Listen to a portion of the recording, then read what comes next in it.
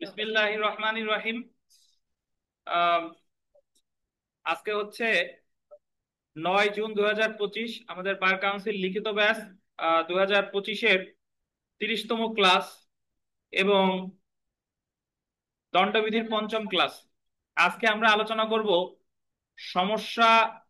আমরা আমরা গতদিন নিন্দনীয় নরহত্যা এবং খুন এই দুইটা বিষয় বিস্তারিত আলোচনা করেছিলাম। আমি আশা করি আপনারা বাসায় বসে এই বিষয়গুলো দেখেছেন। তো আজকে এই মুহূর্তে যেটা আলোচনা করব, দেখেছেন কিনা আমি তো নিশ্চিত না, তারপরেও যেটা আলোচনা করব সেটা হচ্ছে, দেখেন যে সমস্যা 7, এক্স ওয়াই এর একটি পাখি হত্যা ও চুরি করার জন্য পাখিটির উদ্দেশ্যে গুলি ছুড়লো। মানে ওই পাখিটাকে হত্যা করবে, তারপরে চুরি করে নিয়ে যাবে। গুলিটি ঝোপের আড়ালে থাকা ওয়াই এর পায়ে লাগে এবং মারাত্মক আহত অবস্থায় দীর্ঘ 1 ঘন্টা রক্তক্ষরণের পর ওই মারা যায়। মারা যায় কখন? একটু ঠেলে দেন, আর একটু ঠেলে দেন। দীর্ঘ 1 ঘন্টা পর ওই মারা যায়। এক্স জানতো না যে ওয়াই ঝোপের আড়ালে আছে। এক্স অ্যাকচুয়ালি জানতো না যে ঝোপের আড়ালে একজন আছে, ওয়াই আছে। তো এই পর্যন্ত এক্স এর কোনো অপরাধ হয় নাই। সে গুলি করছে, ঝোপের আড়ালে ওয়াই ছিল, এই পর্যন্ত তার কোনো অপরাধ হয় নাই। তবে ময়না তদন্ত প্রতিবেদনে ডাক্তার মন্তব্য কলামে উল্লেখ করেন যে যথাযথ প্রতিকার ও নিপুণ চিকিৎসায় ওয়ের মৃত্যু নিবারণ করা যেত। ময়না তদন্ত প্রতিবেদনে ডাক্তার সাহেব উল্লেখ করছে যদি তারে ওয়াইরে ঠিকঠাক সময়ে হসপিটালে নেওয়া যেত তাহলে তাকে বাঁচানো যেত। এক্স এর দায় নিরূপণ করুন। এই জায়গায় এক্স এর কোনো অপরাধ হয়েছে কিনা একটু ফাঁকা আছে, একটু ঠেলে দেন তো। এক্স এর দায় নিরূপণ করুন। এটা আপনাদের আইনজীবী তালিকাভুক্ত পরীক্ষা 2020 সালে এসেছে। তো এখন দেখেন এই জায়গায় বেশ কতগুলো বিষয় আছে। প্রথমত, এখানে সে হত্যা ও চুরি করার উদ্দেশ্যে গেছিল একটা পাখিরে, কিন্তু জোপের আড়ালে যে ওয়াই ছিল এটা এক্স জানতো না। তো এই পর্যন্ত এক্স এর কোনো অপরাধ হয় নাই। এখন যদি এরকম হয় যে যখন সে ওই গুলি আপনার ওয়ের লাগছে, লাগার পরে ওয়ের আর্তনাদে এক্স টের পাইছে যে অমুক অমুক জায়গায় তো কেউ আছে, টের পাওয়ার পরে দেখা গেল যথাসময় হসপিটালে নেয় নাই, বা যদি আর একটু সে সিরিয়াস থাকতো তাহলে তাকে বাঁচালেও বাঁচানো যেত। তাহলে এই ক্ষেত্রে এক্স এর প্রকৃতপক্ষে এক্স কোনো অপরাধ করে নাই, বা এই যে তাকে দেরিতে যে আপনার হসপিটালে নিয়ে গেল, সুচিকিৎসার ব্যবস্থা যে করা গেল না, পরের এই যে গুলি খাওয়ার পরের যে অপরাধ, এই জায়গায় কিন্তু অবহেলার কারণে মৃত্যু ঘটানোর অপরাধে তাকে দণ্ডিত করা যেতে পারে। এটা আছে কততে? 304 ক। 304 ক। তাহলে অবহেলার কারণে যে মৃত্যু ঘটানো, এটা আছে হলো 304 ক। তো এখন আহ এবং এই প্রশ্ন যদি দেখেন যে মারাত্মক আহত অবস্থায় দীর্ঘ 1 ঘন্টা রক্তক্ষরণের পর মারা গেছে, তার মানে সে গুলি লাগার পরেও 1 ঘন্টা বেঁচে ছিল। তাহলে আমরা আইনানুগ পর্যালোচনা একটু পড়ি। দেখেন আইনানুগ পর্যালোচনা। দণ্ডবিধি 1860-এর 299 ধারা অনুযায়ী আলোচ্য ঘটনায় এক্স ও ওয়াই এর আলোচ্য ঘটনায় এক্স ওয়াই এর একটি পাখি হত্যা ও চুরি করার উদ্দেশ্যে গুলি ছুড়লে ঝোপের আড়ালে থাকা ওয়াই এর গায়ে লাগে, এতে ওয়াই মারাত্মক আহত হয় এবং দীর্ঘ 1 ঘন্টা রক্তক্ষরণের পর মারা যায়। এখানে এক্স এর উদ্দেশ্য ছিল ওয়াই এর পাখি চুরি ও হত্যা করা। এই উদ্দেশ্যে এক্স গুলি ছুড়ে দিল, ওয়াই কে হত্যা করার উদ্দেশ্যে নয়। আর সে আসলে জানতো না যে ঝোপের আড়ালে ওয়াই আছে। তাছাড়া ওয়াই ঝোপের আড়ালে থাকায় এক্স তাকে দেখেনি, ফলে সে মারাত্মক আহত অবস্থায় থাকা ওয়াই এর জন্য প্রয়োজনীয় চিকিৎসাও ব্যবস্থা করতে পারেনি। মানে যদি এরকম হয় যে ঝোপের আড়ালে গুলি খাইছে, এটা এক্স এর প্রচুরিত হয় নাই, ওই জায়গায় গুলি খেয়ে আস্তে আস্তে মারা গেছে। অতএব উপযুক্ত আলোচনা দ্বারা এটা প্রতীয়মান হয় যে এক্স নিন্দনীয় নরহত্যা বা খুনের দায়ে দণ্ডিত হবে না, কিন্তু দণ্ডবিধির 304 ক ধারায় বর্ণিত অপরাধ করেছে। কিভাবে? দেখেন 304 ক ধারায় বলা হয়েছে যে যদি কোনো ব্যক্তি বেপরোয়া ভাবে বা অবহেলাজনক ভাবে কার্যকর করে কারো মৃত্যু ঘটায় এবং তা যদি শাস্তিজনক নরহত্যা না হয়, তবে সে ব্যক্তি যে কোনো মাননার 5 বছর পর্যন্ত কারাদণ্ড, অর্থদণ্ডে বা উভয় দণ্ডে দণ্ডিত হবে। যেহেতু মারাত্মক আহত অবস্থায় দীর্ঘ 1 ঘন্টা রক্তক্ষরণ পর ওই মারা যায়, সেহেতু ধরে নেওয়া যায় এক্স এর অবহেলার কারণে ওই এর মৃত্যু হয়েছে। এখন আপনি এই সমস্যাগুলোর প্রশ্ন কিভাবে লিখবেন এটা আপনার বিষয়। আপনি যদি বলতে পারেন যে এক্স এর 304-এর ওয়াই নাই, তাও আপনি লিখতে পারেন, বুঝতে পারছেন? বলবেন যে সে টোটালি তো জোবেদার এলাকায় ছিল, গুলি লাগার আগেও দেখে নাই, পরেও দেখে নাই, তাহলে এক্স এর জায়গা কোনো অপরাধী হয় নাই, বুঝছেন? আর যদি বলেন যে ধরি সে যদি গুলি খাইছে এই পর্যন্ত সে দেখে নাই, বাট গুলি খাওয়ার পরে যদি এক্স এর প্রচুরিত হয় তা এবং ঠিক সময় যদি হসপিটালে না নেয়, তাহলে এক্স দণ্ডিত হবে কত দ্বারাই? 304। ও এখন যেভাবে লিখবেন সেটাই সঠিক, আপনি আপনার যুক্তিটা প্রদর্শন করবেন। সিদ্ধান্ত, সুতরাং এক্স দণ্ডবিধির কত ধারায় অপরাধ করছে? 304 ক। এটা করেন। যদিও 304 আমি আনলাম না, যদি আপনি বললেন যে দেখেই নেই, হ্যাঁ জানি না হ্যাঁ, ওই বাসতে বাসতে সে মারা গেছে, প্রশ্ন অনুসারে দেখেই নাই। হ্যাঁ, দেব। সেকশন কি দেবেন? তাই সেকশন আপনি তো আগের দিন আসেন নাই, দেবেন কিভাবে? আমাদের কি করছি নিন্দনীয় নরহত্যা খুন যে কতদিন পড়াইছি সেদিন তো আপনি আসেন নাই। এত নিন্দন নরক আসছে না, কোন হসপিটাল না আমি কি দেব?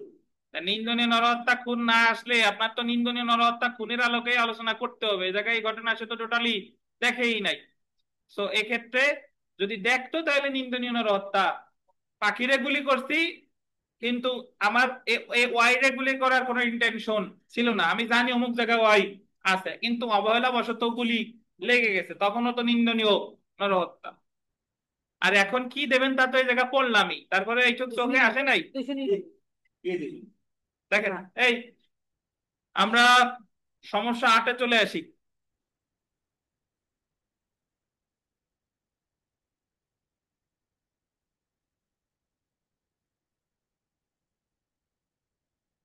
ছয় নম্বর নিয়ে তো কতদিন সমস্যা সমাধান করে দিলাম, কি প্রশ্ন আছে পরে শুনতেছি, আগে আমরা সলভ করি। দেখেন আমরা সমস্যা 8-এ আসি। এক্স একজন চোর, পুলিশ হেফাজত থেকে পলায়ন করে। পুলিশ কর্মকর্তা ওয়াই এক্স কে থামানোর জন্য তার প্রতি গুলি করে, যা জেড এর গায়ে লাগে এবং জেড মারা যায়। পুলিশ কর্মকর্তা ওয়াই কোনো অপরাধ করেছে কি? আপনার উত্তরের সমর্থনে যুক্তি দেন। মানে পুলিশ চোর রে গুলি করতে গেছে, গুলি চোরের গায়ে না লাগিয়া লাগছে আর একজনের গায়ে, এই জায়গায় পুলিশ কোনো অপরাধ করছে কিনা? তানভীর বলছে করে নাই। আমাদের অ্যামিকাস কিউরি বিথিকা কি বলেন? মানে সেটা জানে না, না জানি পারছে না, নিন্দে নিন ইঞ্জিনিয়ার হত্যা হবে। আচ্ছা, এমনি পুলিশ তো কাউকে গ্রেফতার করতে গিয়ে গুলি করার অধিকার আছে না?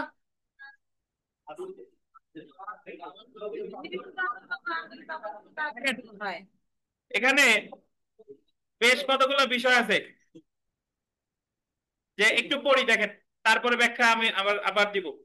কিন্তু মূল ফ্যাক্টটা হলো চোর রে গ্রেফতার করতে গিয়ে গুলি করতে লেগে গেছে পাশের আর একজন রে, এবং মারা গেছে। তাহলে পুলিশের কোনো অপরাধ আসলে হয়েছে কিনা? আচ্ছা, আইনানুগ পর্যালোচনা যদি পড়ি, পুলিশ কর্মকর্তা ওয়াই এর কাজটি অপরাধ হিসেবে গণ্য হবে। কারণ নিচে কারণ নিচে দেওয়া হলো বলতে দণ্ডবিধি 1860-এর 300 এর ব্যতিক্রমের 3-এর আওতায় পুলিশ কর্মকর্তা ওয়াই একজন সরকারি কর্মচারী যিনি তার আইনগত ক্ষমতার সীমা অতিক্রম করে পলায়নরত চোর এক্স কে গুলি করে এবং এতে এক্স মারা যায়। অ্যাকচুয়ালি পুলিশ কর্মকর্তার কিন্তু গুলি করতে পারে ফৌজদারি কার্যবিধি 46 ধারা অনুসারে মৃত্যুদণ্ড বা যাবজ্জীবন কারাদণ্ডযোগ্য অপরাধে, কিন্তু এই জায়গায় কিন্তু মৃত্যুদণ্ড বা যাবজ্জীবন কারাদণ্ডযোগ্য অপরাধ না, মানে মৃত্যু ঘটানোর অধিকার আছে শুধু ওই ক্ষেত্রে। আচ্ছা, তাই পুলিশ কর্মকর্তা ওয়াই এখানে ধারা 300-এর 3 নং ব্যতিক্রমের আওতায় খুন নাই এমন দণ্ডনীয় নরহত্যা হিসেবে কি হবে? গণ্য হবে। এছাড়া ফৌজদারি কার্যবিধি 1898-এর আন্ডারলাইন করবেন 50 ধারা অনুযায়ী পলায়ন প্রতিরোধে প্রয়োজনের চেয়ে বেশি বাধা প্রদান করা যাবে না। আমরা ফৌজদারি কার্যবিধির 50 ধারা প্রিলিতেও পড়ি নাই। ফৌজদারি কার্যবিধির 50 ধারায় আছে যে একজন ব্যক্তি পলায়ন প্রতিরোধে যতটুকু বাধা দরকার ততটুকু দেওয়া যাবে, এর বেশি দেওয়া যাবে না। আপনি চোর রে বাধা দিচ্ছেন, না পারলে চোর পলাই যাক, কিন্তু তারে তো আপনি গুলি করে মারতে পারেন না। আলোচ্য ঘটনায় চোর এক্স এর পলায়ন প্রতিরোধে গুলি করা সীমা লঙ্ঘন, অতএব উপযুক্ত আলোচনা হতে বলা যায় আলোচ্য অংশে পুলিশ কর্মকর্তা ওয়াই অপরাধ করেছেন। আপনি আরো বিস্তারিত লিখতে পারেন, আপনি বলতে পারেন যে পুলিশ কোন আসামিকে গ্রেফতার করার সময় তার মৃত্যু ঘটাইতে পারে ফৌজদারি কার্যবিধির 46 ধারা অনুসারে শুধুমাত্র কোন কোন ক্ষেত্রে মৃত্যুদণ্ড বা যাবজ্জীবন কারাদণ্ডযোগ্য অপরাধ। কিন্তু এখানে চুরি করেছে, চুরি দণ্ডবিধির 379, 80, 81, 82 কোন জায়গায় সাজা মৃত্যুদণ্ড বা যাবজ্জীবন কারাদণ্ড নাই। তাহলে গুলি করে কিন্তু চোরের মৃত্যু ঘটানো যাবে না। তাহলে পুলিশ এই জায়গায়, যদি পুলিশ তো যদি বলতে পারে যে তার সরল বিশ্বাসে করছে, তাহলে পুলিশের সাজা হবে নিন্দনীয় নরহত্যা। আর যদি পুলিশ সরল বিশ্বাস প্রমাণ করতে না পারে, তাহলে পুলিশের সাজা হবে কি? খুন। বুঝছেন?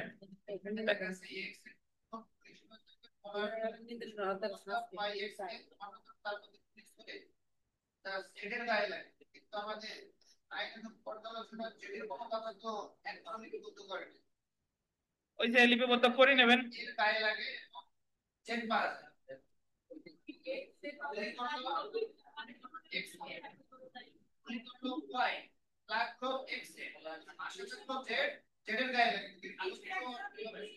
আচ্ছা, এই জায়গা জেড এর কথা না থাকলে একটু লিখে নিয়েন যে পাশের জন্য গুলি করছে। আপনি তো হুবহু এই জিনিস লিখবেন না, আমি তো জাস্ট আপনাদের ধারণা দিচ্ছি। দেখেন তো সিদ্ধান্ত, পুলিশ কর্মকর্তা ওয়াই দণ্ডবিধি 1860-এর 304 ধারা অপরাধজনক নরহত্যা সংগঠনের জন্য দণ্ডিত হবেন। আপনি এই সমস্যামূলক প্রশ্নটাই প্রথম যেটা আলোচনা করবেন যে নিন্দনীয় নরহত্যার ওই যে 300 ধারা তৃতীয় ব্যতিক্রম, যে সরকারি কর্মকর্তা সরল বিশ্বাসে তার অর্পিত দায়িত্ব অতিক্রম করে যদি কোনো হত্যা করে সেটা খুন হবে না। তাহলে এই জায়গায় 300 ধারা তৃতীয় ব্যতিক্রম, 46 ধারা, 50 ধারা এইগুলো আলোচনা করতে পারেন।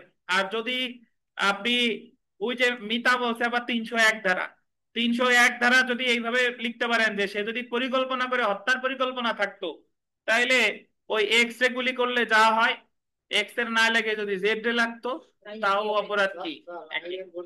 যে এক্স মারা যায় এখানে জেড হবে, একটু বসা দিলে ওই এক্স কে গুলি করে। এই থামেন থামেন, তো বললাম একবার জেড বসান, জেড এর পরে আরো কিছু থাকলে তাও বসান। দেখেন সমস্যা নয়, আসি সমস্যা নয়।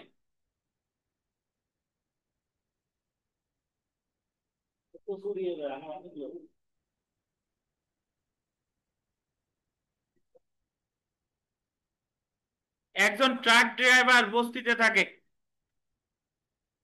একদিন সে অসময় বাড়িতে ফিরে তার 20 বছর বয়স্ক ছোট বোনকে প্রতিবেশী এক যুবকের সঙ্গে ঘনিষ্ঠ আবেগপ্রবণ অবস্থায় দেখতে পায়। সে রাগান্বিত হয়ে ওঠে এবং উভয়কে তাওয়ের আঘাতে হত্যা করে। মানে ওই তার ছোট বোনরেও হত্যা করছে, যুবকরেও হত্যা করছে। তো সে কিন্তু আসলে আগে থেকে জানতো না যে ওই ছেলেরে আমি দাও দিয়ে হত্যা করবো, আগে থেকে পরিকল্পনা ছিল ছিল না। সে গ্রেভ এন্ড সাডেন প্রভোকেশন, আকস্মিক উত্তেজিত ওই কাজটা করছে এবং বেপরোয়া ভাবে ট্রাক চালাইয়া বাড়ি হইতে বাহির হয়ে যাওয়ার পথে পথচারী একজন মহিলাকে চাপা দেয়, মানে চাপা দিয়ে দেয়। মানে এমনিতে তো তোর রাগে দুইজনে হত্যা করছে, এরপর যখন ট্রাক বেপরোয়া ভাবে চালিয়ে ফিরতেছিল তখন আবার ট্রাকের নিচে পড়ে এক মহিলাও মারা গেছে। তাহাকে জোড়া খুনের জন্য দণ্ডবিধি 302 ধারায় অভিযুক্ত করা হয় এবং রাস্তায় মহিলাকে চাপা দিয়ে হত্যার জন্য 304 ধারায় অভিযুক্ত করা হয়। মানে তার বিরুদ্ধে মামলা করছে 302 আর 304। ট্রাক ড্রাইভার তাহার পক্ষে সমর্থনের জন্য আপনার নিকট আসে, আপনি উকিল, আপনার কাছে আসছে। আসামির সমর্থনে আপনার যুক্তি কি হইবে, কারণ ও হেতু সহ বর্ণনা করুন। এই জায়গায় আপনার অ্যাকচুয়ালি কোনো মুসাবিদা টুসাবিদা চাই নাই। মানে আসামি আসলে এই জায়গায় কোনো অপরাধ করে নাই, বা অপরাধ করলেও যে ধারায় চার্জ গঠন হয়েছে 302 বা 304 এই ধারার অপরাধগুলো করে নাই, এই পক্ষে আপনার যুক্তি কি হবে? প্রথমত আমরা এই ফ্যাক্টটা পড়ে যা বুঝলাম যে ট্রাক ড্রাইভার বাসায় ফিরে তার বোনকে একজনের সাথে দেখে, তাহলে এই ক্ষেত্রে ট্রাক ড্রাইভার গুরুতর এবং আকস্মিক উত্তেজিত হয়ে হত্যাটা করেছে। এবং 300 ধারার প্রথম ব্যতিক্রম অনুসারে গুরুতর এবং আকস্মিক উত্তেজিত হয়ে কোনো কাজ করলে সেটা খুন হবে না। তাহলে অ্যাকচুয়ালি ওই দুইজনের যে 302 ধারায় তার বিরুদ্ধে মামলা দিছে হত্যার জন্য, এটা 302 হবে না, এটা হওয়া উচিত কত? 304। অপরদিকে ট্রাক ড্রাইভার যখন গাড়ি চালিয়ে যাচ্ছিল তখন সে ওই মহিলারে মারার কোন অভিপ্রায় তার ছিল না। সে তো বেপরোয়া ভাবে গাড়িটা চালাচ্ছিল। আর বেপরোয়া ভাবে যদি কোনো গাড়ি বা অশ্বযান চালানোর ফলে যদি কেউ মারা যায় ওই গাড়ির নিচে পড়ে, তাহলে সেই ক্ষেত্রে ৩০৪-এর খ, কত বলেন? ৩০৪-এর খ, এবং এটা নিন্দনীয় নরহত্যাও হবে না। আর ৩০৪-এর খ এর সাজা হলো কত? ৩ বছর। এবং এটা আমলযোগ্য, জামিনযোগ্য, আপোষ অযোগ্য। তাইলে এখানে ট্রাক ড্রাইভারের যে ঘটনাটা, এটা অ্যাকচুয়ালি হতে পারে এই দুইজনকে হত্যার জন্য তার সাজা হওয়া উচিত ৩০৪ ধারায়, এবং মহিলাকে গাড়ি চাপা দেওয়ার জন্য তার সাজা হওয়া উচিত কত? ৩০৪-এর খ। ৫,০০০-এ তো টান দিছে কেন? ওই জায়গায় ৫,০০০ তো নাই। ৫,০০০ আছে ২৭৯ ধারায়, দেখেন। আচ্ছা, আমরা আইনানুগ পর্যালোচনায় দেখি। আলোচ্য ঘটনায় ট্রাক ড্রাইভারের বিরুদ্ধে দুটি অভিযোগ রয়েছে। এক, জোড়া খুনের জন্য ৩০২ ধারায়, রাস্তায় মহিলাকে চাপা দেওয়ার জন্য ৩০৪ ধারায়। এখন আমরা চলে আসি যে জোড়া খুনের জন্য দণ্ডবিধি ৩০২ ধারায় অভিযোগের বিরুদ্ধে এবং ট্রাক ড্রাইভার আসামিকে সমর্থন করে আমার যুক্তি। ট্রাক ড্রাইভার অসময়ে বাড়িতে এসে তার ছোট বোনকে প্রতিবেশী এক যুবকের সঙ্গে ঘনিষ্ঠ অবস্থায় দেখতে পেয়ে সে রাগান্বিত হয়ে দুজনকে দায়ের আঘাতে হত্যা করে। এখানে ৩০০ ধারায় খুনের সংজ্ঞা এবং ব্যাখ্যা অনুযায়ী ৩০২ ধারায় অভিযোগ গঠন করা হয়েছে। যেহেতু দায়ের আঘাতে তার বোনের ও প্রেমিকের মৃত্যু হয়, তাই আপাত দৃষ্টিতে মনে হতে পারে হত্যার উদ্দেশ্যে আঘাত করা হয়েছে। কিন্তু ৩০০ ধারার শেষ অংশে কিছু ব্যতিক্রমী অবস্থার কথা আছে। এসব ব্যতিক্রমী অবস্থায় কোনো কোন হত্যা খুন নয়, বরং নিন্দনীয় হত্যা বলে গণ্য হয়। ৩০০ ধারার মধ্যে একটি ব্যতিক্রমী অবস্থা হলো গুরুতর এবং আকস্মিক উত্তেজনায় আত্মনিয়ন্ত্রণ হারিয়ে মৃত্যু ঘটাইলে তার নিন্দনীয় হত্যা বলে গণ্য হবে, যা খুন নয়। আলোচ্য ঘটনায় ট্রাক ড্রাইভার তার ছোট বোনকে প্রতিবেশী যুবকের সাথে ঘনিষ্ঠ এবং আক্রমণ অবস্থায় দেখে আকস্মিক উত্তেজনায় আত্মনিয়ন্ত্রণ হারিয়ে দুজনকেই দা দিয়ে আঘাত করে। এ থেকে স্পষ্ট হয় ট্রাক ড্রাইভার হত্যার উদ্দেশ্যে মৃত্যু ঘটায়নি, বরং পুরো হত্যার উদ্দেশ্যে মৃত্যু ঘটায়নি মানে হলো খুনের উদ্দেশ্যে মৃত্যু ঘটায়নি, বরং পুরো ব্যাপারটাই আকস্মিক উত্তেজনার ফল ছিল। তাই ট্রাক ড্রাইভারের কাজটি ৩০০ ধারার প্রথম ব্যতিক্রমের আওতাধীন বিষয়। ঠিক একই রকম দেখেন,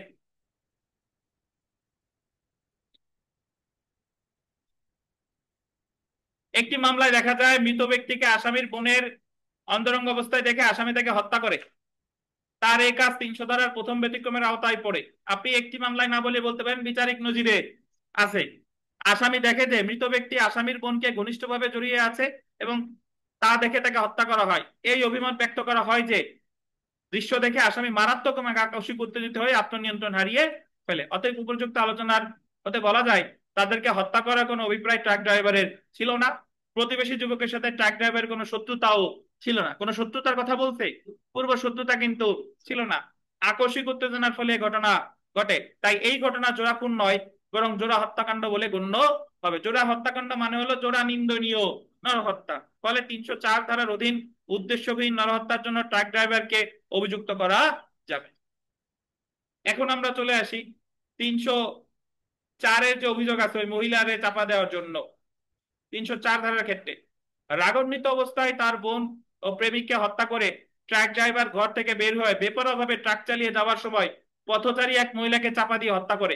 এর ফলে ৩০৪ ধারায় অভিযুক্ত করা হয়। এখানে লক্ষণীয় ব্যাপার এই যে যে ঘরে বোনের ও প্রেমিকার লক্ষণীয় ব্যাপার এই যে ঘরে বোনের ও প্রেমিকের ঘনিষ্ঠ অবস্থা দেখে ট্রাক ড্রাইভার মানসিকভাবে বিপর্যস্ত ছিল, বিপর্যস্ত সহিত হবে। তার মধ্যে তখনও আকস্মিক উত্তেজনা বজায় ছিল, ফলে ট্রাক চালানোর সময় জনৈক পথচারী মহিলাকে চাপা দিয়ে হত্যা করে। এখানে ট্রাক ড্রাইভারের উদ্দেশ্য এরূপ ছিল না। সে আকস্মিক উত্তেজনায় গাড়ি চালিয়ে ৩০৪ ধারার অপরাধের অধীন অপরাধ হবে না, বুঝতে পারছেন? এক্ষেত্রে ট্রাক ড্রাইভারকে ৩০৪ খ ধারার অধীন অভিযুক্ত করা যায়। ৩০৪ খ ধারা অনুসারে বেপরোয়া যান চালানোর দ্বারা মৃত্যু ঘটানোর কথা বলা আছে। তাই ট্রাক ড্রাইভারকে ৩০৪ ধারার বদলে ৩০৪ খ ধারার অধীন অভিযুক্ত করাই যথার্থ হবে। সিদ্ধান্ত, সুতরাং ট্রাক ড্রাইভার দণ্ডবিধি ৩০৪ ও ৩০৪ খ ধারায় দণ্ডিত হবে না লিখে লেখা উচিত দণ্ডিত হতে পারে। বুঝতে পারছেন? কি হতে পারে? দণ্ডিত হতে পারে।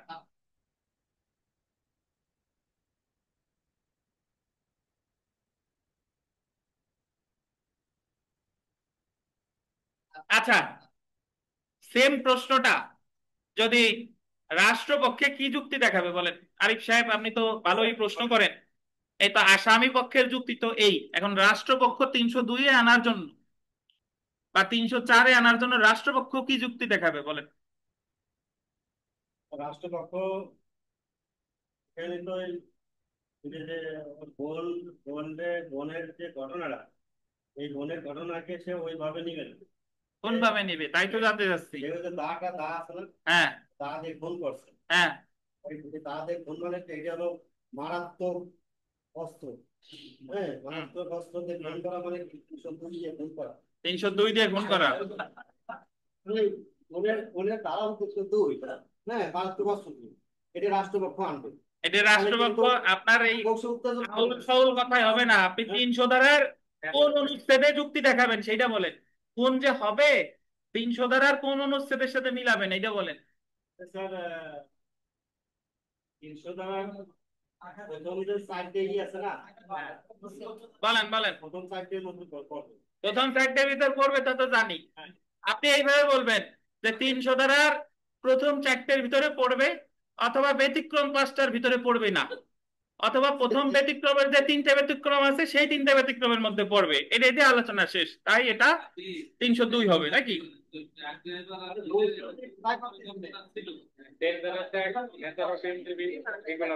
দেখেন, এই শুনেন,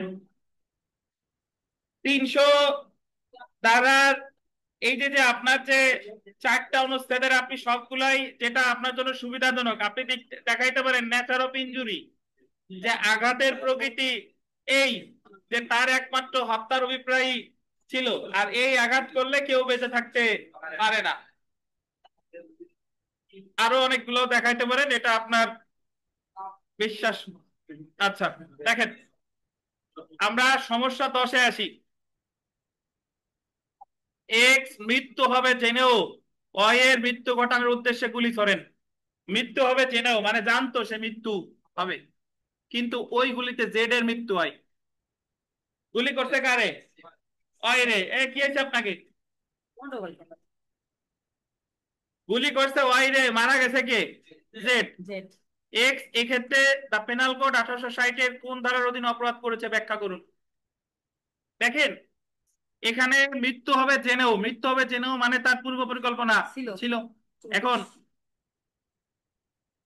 34 নাকি? পরিকল্পনা ছিল। পূর্ব পরিকল্পনা থাকলেই 34। একজনে কেমনে 34 লাগে? না একদম হবে না স্যার। পুরুষ আর দুইটা দিক আছে। দেখেন এই শুনেন, এই পূর্ব পরিকল্পনা অনুসারে তার মানে এই না যে পূর্ব পরিকল্পনা থাকলেই 34 আনতে হবে। একজন হলে কেমনে 34 আনবে? তাহলে 37 আনবে ভাই। এই শুনেন, তাহলে এখানে পূর্ব পরিকল্পনা অনুসারে যদি সে ওই যারে পরিকল্পনা করছে হত্যা করলে তারও সে মারা গেলেও 302 হতো, তারে মারতে গিয়ে যদি আর একজন মারা যায় সেক্ষেত্রেও কত হবে? 302। এবং এই বিধানটা বলছে 301 দ্বারায়। 301 দ্বারা একটু পড়ি দেখেন। এক্স এক্ষেত্রে তা পেনাল কোড 1860 এর কোন ধারার অধীনে অপরাধ করেছেন তা ব্যাখ্যা করতে হবে। আইনানুগ পর্যালোচনা, এক্ষেত্রে দণ্ডবিধি 1860 এর ধারা 302 এর অধীন অপরাধ সংঘটিত হয়েছে, কারণ ধারা 301 অনুযায়ী যে ব্যক্তির মৃত্যু ঘটানোর ইচ্ছা ছিল সেই ব্যক্তি ছাড়া অন্য ব্যক্তির মৃত্যু ঘটিয়ে নরহত্যা সংঘটিত হলে অপরাধী যে ব্যক্তির মৃত্যু ঘটানোর ইচ্ছা করেছিল বা যে ব্যক্তির মৃত্যু ঘটাতে পারে বলে জানতো সে ব্যক্তির মৃত্যু সংঘটন করলে তার অপরাধটি যেরূপ হতো এই ক্ষেত্রেও কি হবে? সেরূপ হবে। প্রদত্ত ঘটনায় এক্স মৃত্যু হবে জেনেও ওয়াই এর মৃত্যু ঘটানোর উদ্দেশ্যে গুলি ছোড়েন, কিন্তু ওইগুলোতে জেড মৃত্যু হয়, জেডের মৃত্যু হয়। এক্ষেত্রে এক্স এর গুলিতে ওয়াই মারা গেলে যেরূপ সাজা হতো জেড মারা যাওয়াতেও একই সাজা হবে, অর্থাৎ খুনের দণ্ডে দণ্ডিত হবে। সুতরাং এক্স এক্ষেত্রে তার পেনাল কোডের 302 ধারায় দণ্ডিত হবে। অনেকে আপনারা লেখেন 301 ধারায় দণ্ডিত হবে, 301 ধারায় কিন্তু দণ্ড নাই, দণ্ডিত হবে 302 এ। কিন্তু বিধানটা ওই বলছে যে একজনে মারতে কি আর একজনে মারলে ওই ওই প্রথম জনে মারলে যেভাবে দোষী সাব্যস্ত হতো আর একজনে মারলেও সেভাবেই দোষী সাব্যস্ত হবে, এই বিধানটাই বলেছে 301। আমি একটু বলে রাখি, এই যে সমস্যামূলক প্রশ্ন এটা এই জায়গায় আমি যা লিখছি এগুলা ছাড়াও আপনার যদি অন্য কোনো যুক্তি থাকে অন্য যুক্তি দিয়ে আপনি লিখতে পারেন, কোনোটাই এই জায়গা ভুল না, আপনি নিত্য নতুন বিষয় আনতে পারেন। ওই বিথিকা 34 চাইছে, 34ও আনতে পারে, ঘন্টা খানিক ধরে 34 লিখবে, তারপরে বলবে যে যেহেতু এই জায়গায় এক্স একজন, এই জায়গা 34 প্রযোজ্য হবে না, নাকি? আগে 34 নিয়ে আলাপ করলাম, কিন্তু পরে মাথায় আসছে যে এই জায়গাতে একজন, 34 তো হয় না, পরে দিয়ে দেবো যে 34 একজন আছে যেহেতু হবে না। আর যদি বেশি দেয় তাহলে কি? ওটা করলাম বলে তো এটা আনলাম। আচ্ছা, কারো কোনো প্রশ্ন আছে কিনা বলেন, অনলাইনে কি প্রশ্ন করবেন বলেন, কার জন্য প্রশ্ন ছিল বলেন।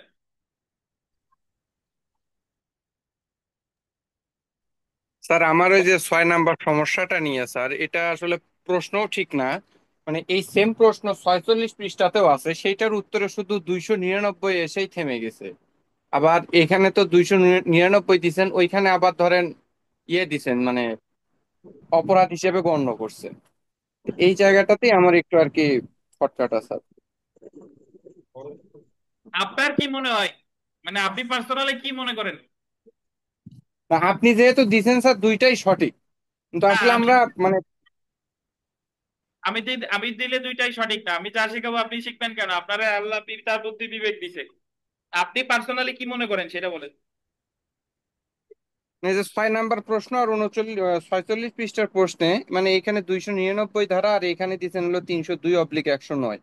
এটা ঠিক আছে বুঝলাম, কিন্তু এই আসলে আমরা কোন দিক দিয়ে যাব এটা একটু জানার দরকার ছিল স্যার।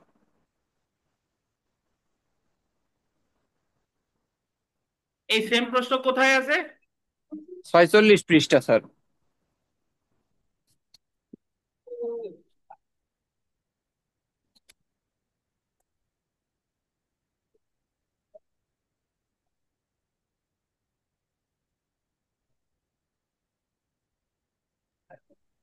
স্যার আমার একটা ছোট্ট প্রশ্ন ছিল। তা আগে একজন একটা সলভ করি, উনি যা বলছে সেটা আগে একটু আপনার প্রশ্ন নিচ্ছি, আগে ওনার কথা আসি।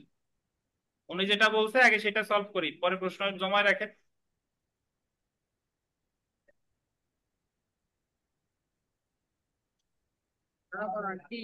আচ্ছা দেখেন, আমরা আগে এটা একটু পড়ি।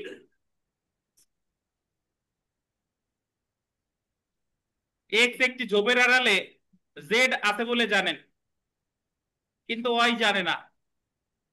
এক্স জেড এর মৃত্যু ঘটানোর অভিপ্রায়ে অথবা এর ফলে জেড এর মৃত্যু ঘটার সম্ভাবনা আছে জেনে ওয়াই কে ঝোপের প্রতি গুলি ছোড়ার জন্য প্রবৃত্ত করেন। ওয়াই রে বলছে যে তুমি ঝোপের প্রতি গুলি ছোড়ো, কিন্তু ওয়াই অ্যাকচুয়ালি জানে না যে ঝোপের ওই পাশে কি আছে, জেড আছে। ওয়াই এর গুলিতে জেড এর মৃত্যু হয়। দ্য পেনাল কোড অনুসারে এক্ষেত্রে বর্ণিত অপরাধ চিহ্নিত করে বৈশিষ্ট্য লিখুন, এটা লিখতে বলছে। তাহলে আমরা এখানে আইনের পর্যালোচনায় কি লিখছি? ওয়াই কোনো অপরাধের জন্য দোষী সাব্যস্ত নাও হতে পারেন, কিন্তু এক্স অপরাধমূলক নরহত্যার অপরাধ করেছে বলে গণ্য হবে। এই জায়গায় আমরা বলছি যে ওয়াই যেহেতু জানে না, তার কোনো অপরাধ হয় নাই, কিন্তু এক্স করছে কি? অপরাধজনক নরহত্যা। দণ্ডবিধি 1860-এর 299 অনুযায়ী আলোচ্য অংশে জেডকে হত্যা করার কোনো উদ্দেশ্য ওয়াই এর ছিল না, এবং ওয়াই নিজে জানতো না যে জোপের আড়ালে জেড আছে। সুতরাং সে কোনো প্রকার অভিপ্রায় ও জ্ঞান ছাড়া জবে গুলি করেছে, মানে যে গুলি করছে তার তো কোনো অভিপ্রায় বা জ্ঞান ছিল না, তাই ওয়াই কোনো অপরাধ করেনি। অন্যদিকে এক্স জানতো যে জেড ঝোপের আড়ালে আছে, তার সত্ত্বেও সে ওয়াই কে প্ররোচনা দিয়েছে যেন ওয়াই ঝোপের দিকে গুলি ছোড়ে। এ থেকে স্পষ্ট হয় যে এক্স কে হত্যার উদ্দেশ্যে ওয়াই কে গুলি ছোড়ার প্ররোচনা দেয়, তাই এক্স অপরাধমূলক নরহত্যার অপরাধ করেছে। এখানে বলছে যে এক্স যেহেতু তার গুলি করতে বলছে, এক্স এ জায়গা করছে কি? অপরাধজনক নরহত্যা। সুতরাং ওয়াই কোনো অপরাধ করে নাই, কিন্তু এক্স অপরাধমূলক নরহত্যা করেছে। আচ্ছা, এটা আমরা পড়লাম। এখন আমরা চলে আসি 46 নাম্বার পেজে, আসেন।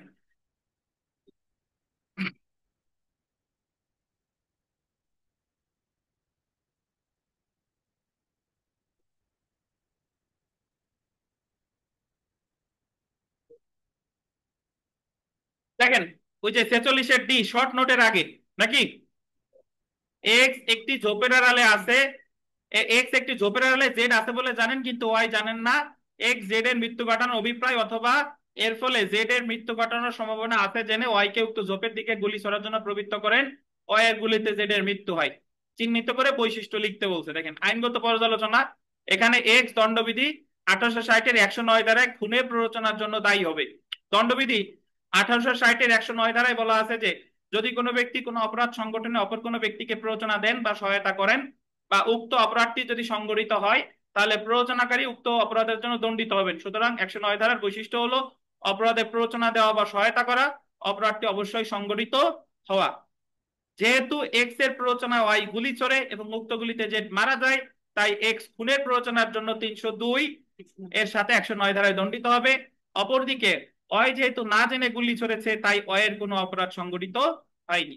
সিদ্ধান্ত, সুতরাং এক্স আলোচ্য ঘটনায় দণ্ডবিধির 302 ও 109 ধারায় খুনের প্ররোচনার জন্য দণ্ডিত হবেন। এখন আপনাদের কি মনে হয় যে দুইটা জিনিস কি আকাশ পাতাল পার্থক্য? মাহমুদুল হাসান। এই যে দেখো, পার্থক্য না স্যার, আমি মানে দুইটাই ঠিক আছে স্যার। এখন আমরা কি স্যার সব ঘটনাতেই স্যার ওই 299, মানে ধরেন এমন একটা ঘটনা আসলো যেটা এই সেম ধরেন 302-এও যাচ্ছে, 299-তেও থাকা যাচ্ছে, তো এই ক্ষেত্রে যদি আমরা 299-এর মধ্যেই সীমাবদ্ধ থাকি, নিচের দিকে যদি দেখা গেল ফাইন্ড আউট করতে প্রবলেম হচ্ছে, সেক্ষেত্রে যদি 299-এর মধ্যেই সীমাবদ্ধ থেকে আলোচনা করি, সেক্ষেত্রে কি আমাদের মার্ক কি খুব কমে যাবে স্যার? সেই জন্যই আর কি প্রশ্নটা করা আমার।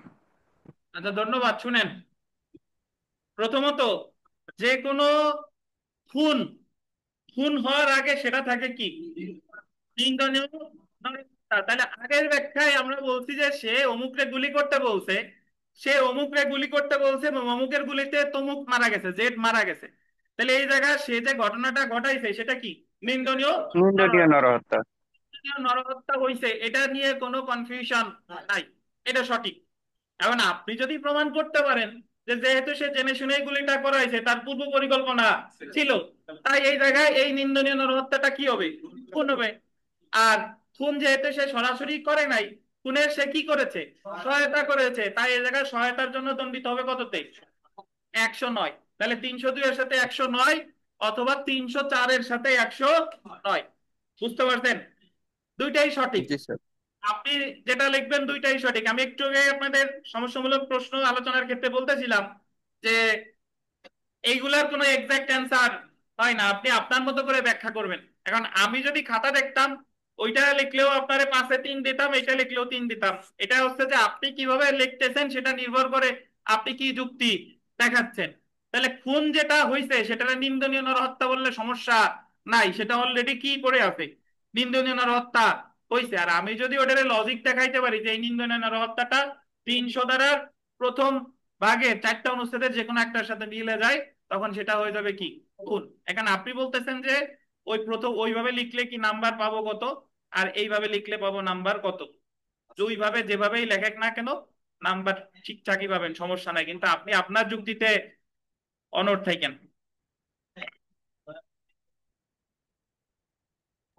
জি স্যার, ঠিক আছে স্যার। পরীক্ষক আপনারে পাশ করাইতেই চাই। আপনি যদি ন্যূনতম ওই সবগুলা প্রশ্ন যদি মোটামুটি টাচ করে আসেন, ভুল হোক সঠিক হোক, দিতে দিতে দিতে দিতে 150 ইনশাল্লাহ হয়ে যাবে। কিন্তু ওই লিখতে হবে এমন ভাবে, আপনাদের যে সমস্যাগুলো আছে লিখবেন সবচেয়ে যে প্রশ্নটা ভালো পারেন এই প্রশ্নটা লিখবেন সবার আগে, তারপরে ওর চেয়ে একটু খারাপ পারেন এটা করবেন, তারপরে এইভাবে পর্যায়ক্রমে লিখতে হবে। অনেকে আপনারা এইভাবে লিখেন যে একের ক আপনি ভালো পারেন না, তারপরে একের ক দিয়েই লিখছেন, পরে দেখা গেল খাতার মাঝখানে গিয়ে আর একটা প্রশ্ন অনেক ভালোভাবে লিখছেন। কিন্তু ওই ভালোটা লেখা উচিত ছিল কখন বলেন, প্রথমে। এমন বলছি না যে এইভাবে লিখলে পাস করবেন না, সবভাবেই পাস করা যায়, পাস করানোর মালিক আল্লাহ। কিন্তু আমি জাস্ট আপনাদের বলতেছি যে কি করা উচিত আর কি করা উচিত না।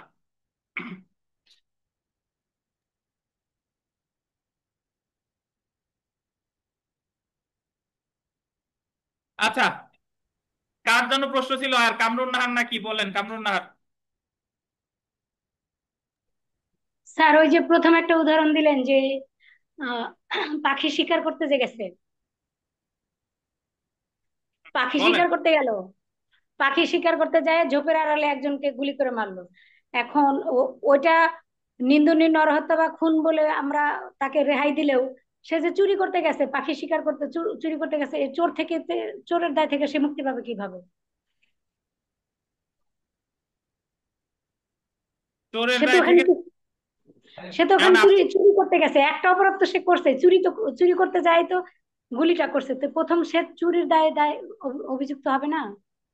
আরে ওইটা তো বলেনি, চুরির দায়ের তো কথা তো বলেনি এখানে। আপনি চুরির দায়ের কথা লিখেন, আমার আপত্তি নাই। আপনি আরো বিস্তারিত এক প্রশ্ন দিয়ে পুরো 3 ঘন্টা কাটাই দিবেন। আপনি বলবেন যে যেহেতু সে চুরির উদ্যোগ নিছে 511 ধারার অধীন, আমাদের দণ্ডবিধিতে চুরির উদ্যোগের কোনো সাজা নাই। 511 ধারার অধীন কারাদণ্ডযোগ্য বা যাবজ্জীবন কারাদণ্ডযোগ্য অপরাধের উদ্যোগ নিলে ওই ধারায় সর্বোচ্চ যে সাজা আছে সেই সাজার অর্ধেক। তাহলে 379 ধারার সাজা আছে 3 বছর সর্বোচ্চ, 3 বছরের কারাদণ্ড অর্ধেক কত? 1.5 বছর। লিখেন, সমস্যা নাই। আপনার যদি সমাধান হয় আপনি লিখবেন, সমস্যা তো নাই। কিন্তু প্রশ্নে তো জানতে চাই না যে সে চুরি করছে কিনা, প্রশ্নে জানতে চাইছে, ফোকাস করছে যে অমুক যে মারা গেছে, এই যে মারা, এটা কি অপরাধ হয়েছে কিনা। Right sir, right sir. জি। আচ্ছা স্যার, এই যে 1 ঘন্টা সময় যে পাইলো সে, সে তো তাকে বাঁচাইতে পারতো, সে তো বাঁচানোর চেষ্টা করে না, অবহেলা করে যে মারলো, এটার জন্য তো দায়ী হবে। এটার ব্যাখ্যা অলরেডি দিছি, ওই জায়গায় দেখেন। এটার ব্যাখ্যা ইতিমধ্যে দিছি, 304-এর কত ওখানে ব্যাখ্যা দিছি, আপনি ছিলেন? 304-এর কথা ওই জায়গায় বলছি। আচ্ছা, আর কোন প্রশ্ন আছে ভাই অনলাইনে বলেন, নাইলে আমরা নতুন প্রশ্নে যাব। নিন্দনীয় নরহত্যা খুন বেশ বড় না একটা, স্যার। নিন্দনীয় নরহত্যা খুন একটা সমস্যামূলক প্রশ্ন পেতে পারেন এবং আপনি আপনার মতো করে সলভ করবেন। হ্যাঁ বলেন। তার ওই 6 নাম্বার সমস্যাটাতে এক্স যে তাকে ওয়াই কে মারার জন্য প্রবৃত্ত করছে, ওটা কি মানে এক্স এর ইয়েটা কি 299 এ হবে, নাকি এটা মানে এই খুনের ইয়া হবে? এটার উত্তর তো এতক্ষণ ধরে দিলাম, আপনি কি ছিলেন? তা ছিলাম, আপনি তো ওটা তো আর নিন্দনীয় নরহত্যা দিলে মানে, কিন্তু এটা তো প্রবৃত্তি, সে তো স্যার জেনে শুনেই তাকে ইয়া করছে, মানে এটা তো একদম খুন করার জন্যই। মানে আমার প্রশ্নটা হচ্ছে যে সে তো খুন করার জন্যই তাকে, মানে খুনের ইন্টেনশন তো একদম ডিরেক্ট ছিল তার, তাহলে সেটা নিন্দনীয় নরহত্যা না হয়ে কি মানে খুন হবে কিনা? তাই তো। আচ্ছা, এই শুনেন, এই কথা বলেন না, ধরেন, এই কথা বলেন না, শুনেন আমার একটা কথা শুনেন। ধরেন আপনারে একজন, মানে একজন ব্যক্তি আর একজন ব্যক্তিকে পূর্ব পরিকল্পনা অনুসারে খুন করছে, মানে হত্যা করছে, পূর্ব পরিকল্পনা অনুসারে হত্যা করছে। এখন রাষ্ট্রপক্ষ মামলা করছে 304 ধারায়, বলেন তো মামলা হবে কিনা?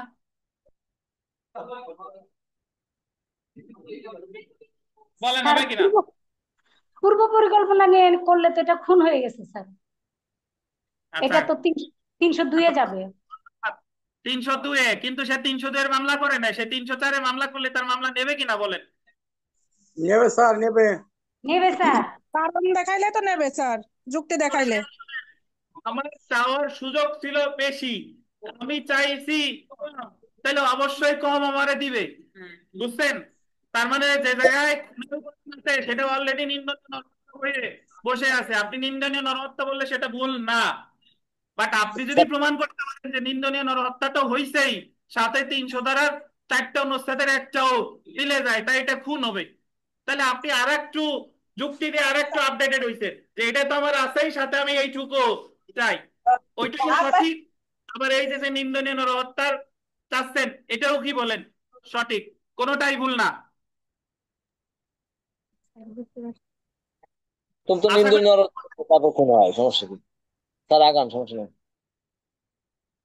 আপনি নিন্দনীয় নরহত্যা লিখলেও সঠিক, কারণ সকল খুনের মধ্যে সকল খুনই আগে কি নিন্দনীয়, তারপরে না সেটা খুন হয়। খুন হয়, খুনে পরিণত হয়, ঠিক আছে। তাহলে যারা নিন্দনীয় নরহত্যা লিখছেন এটা যে একেবারে ভুল বিষয়টা তা না, নিন্দনীয় নরহত্যাও সঠিক, খুনেরটাও সঠিক। আশা করি বুঝতে পারছেন। আমরা আর দিন শেষে কি রায় দিবে না না দিবে, এটা তো রায় দিবে কে? বিচারক। আচ্ছা, চলো। আমরা প্রশ্নে চলে আসি, দেখেন, ধন্যবাদ। জি স্যার। আর কোন অনলাইনে থাকলে বলেন, একবারে শেষ করে যাই। নাই স্যার, নাই স্যার, আগান স্যার।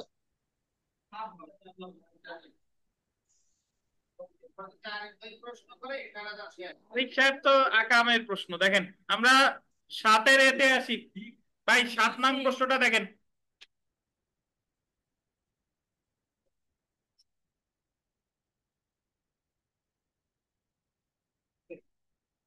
যে কোনো সরকারি কর্মচারী কর্তৃক দাপ্তরিক কাজের বৈধ পারিশ্রমিক ব্যতীত অন্য কোনো পারিতোষিক গ্রহণ করলে উহা একটি অপরাধ। ব্যাখ্যা করুন।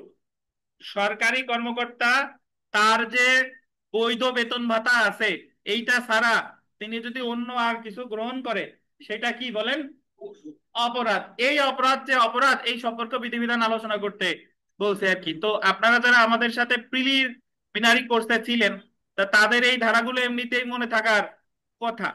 তো তারপরেও আমি একটু আপনাদের বলে দিই যে আলোচনা করি, তারপরে ওই জায়গায় যাচ্ছি যে এইটুকু মনে আছে কিনা যে কোন সরকারি কর্মকর্তা স্বয়ং যদি পারিতোষিক গ্রহণ করে তাহলে কত দ্বারা?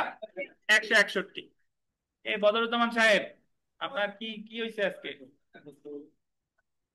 কোন সরকারি কর্মকর্তা স্বয়ং যদি পারিতোষিক গ্রহণ করে, ধরেন বিআরটি এর একজন পরিচালক, তিনি বললো যে আমাকে এত টাকা দেন আমি ড্রাইভিং লাইসেন্স করে দিব, তাহলে তার বিরুদ্ধে মামলা হবে 161 ধারায়, তিনি দণ্ডিত হবেন, তার সাজা হবে 3 বছর। আচ্ছা, 162 ধারায় বলছে যে যদি কোনো ব্যক্তি থার্ড পার্টি সরকারি কর্মকর্তাকে দিয়ে কোনো কাজ করানোর জন্য কোনো টাকা পয়সা নেয়, তাহলে থার্ড পার্টি মানে তৃতীয় ব্যক্তি দণ্ডিত হবে 162 ধারায়। ধরেন একজন ব্যক্তি সে বলল যে আমার এত টাকা দাও, বিআরটি এর ওই পরিচালককে দিয়ে আমি ড্রাইভিং লাইসেন্সটা করিয়ে দিব, তাহলে বিআরটি এর পরিচালকের সাথে তার যোগসূত্র থাক বা না থাক, এই যে থার্ড পার্টি যে টাকা নিল সে দণ্ডিত হবে কত ধারায়? 162 ধারায়। তাহলে স্বয়ং সরকারি কর্মকর্তা কত? 161।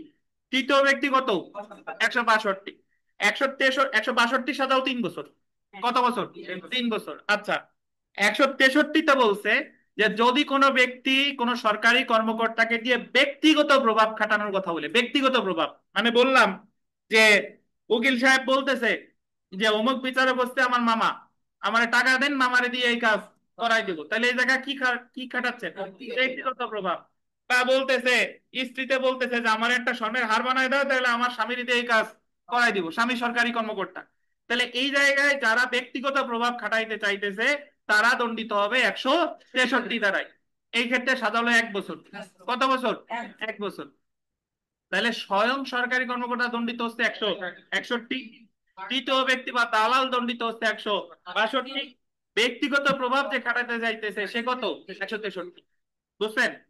এখন স্বয়ং সরকারি কর্মকর্তা যদি 162 আর 63 অপরাধে সহায়তা করে, মানে দালালের কাছ থেকে যদি সরকারি কর্মকর্তা টাকা নেয় বা দালালের কথা যদি সরকারি কর্মকর্তা শুনে বা সরকারি কর্মকর্তা যদি 162 ধারার কাজে সহায়তা করে, তাহলে তিনি দণ্ডিত হবে 164। অথবা তিনি তার ওয়াইফের কথা শুনে যদি জামিন দিয়ে দেয়, ওয়াইফের কথা শুনে যদি ড্রাইভিং লাইসেন্স করে দেয়, তাহলে তিনি 62 বা 63-তে যদি সহায়তা করে তাহলে তিনি দণ্ডিত হবে 164।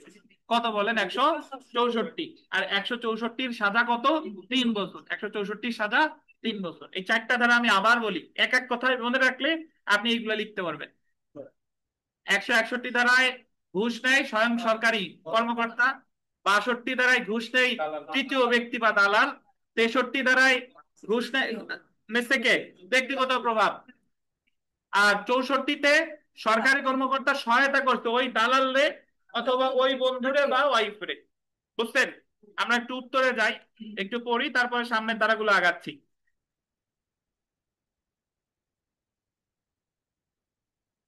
দণ্ডবিধি 1860-এর 161 ধারা থেকে 171 ধারা পর্যন্ত সরকারি কর্মচারী দ্বারা বা সরকারি কর্মচারী বিষয়ক ঘুষ গ্রহণ সংক্রান্ত অপরাধ সমূহ বা তার শাস্তি সম্পর্কে আলোচনা করা হয়েছে।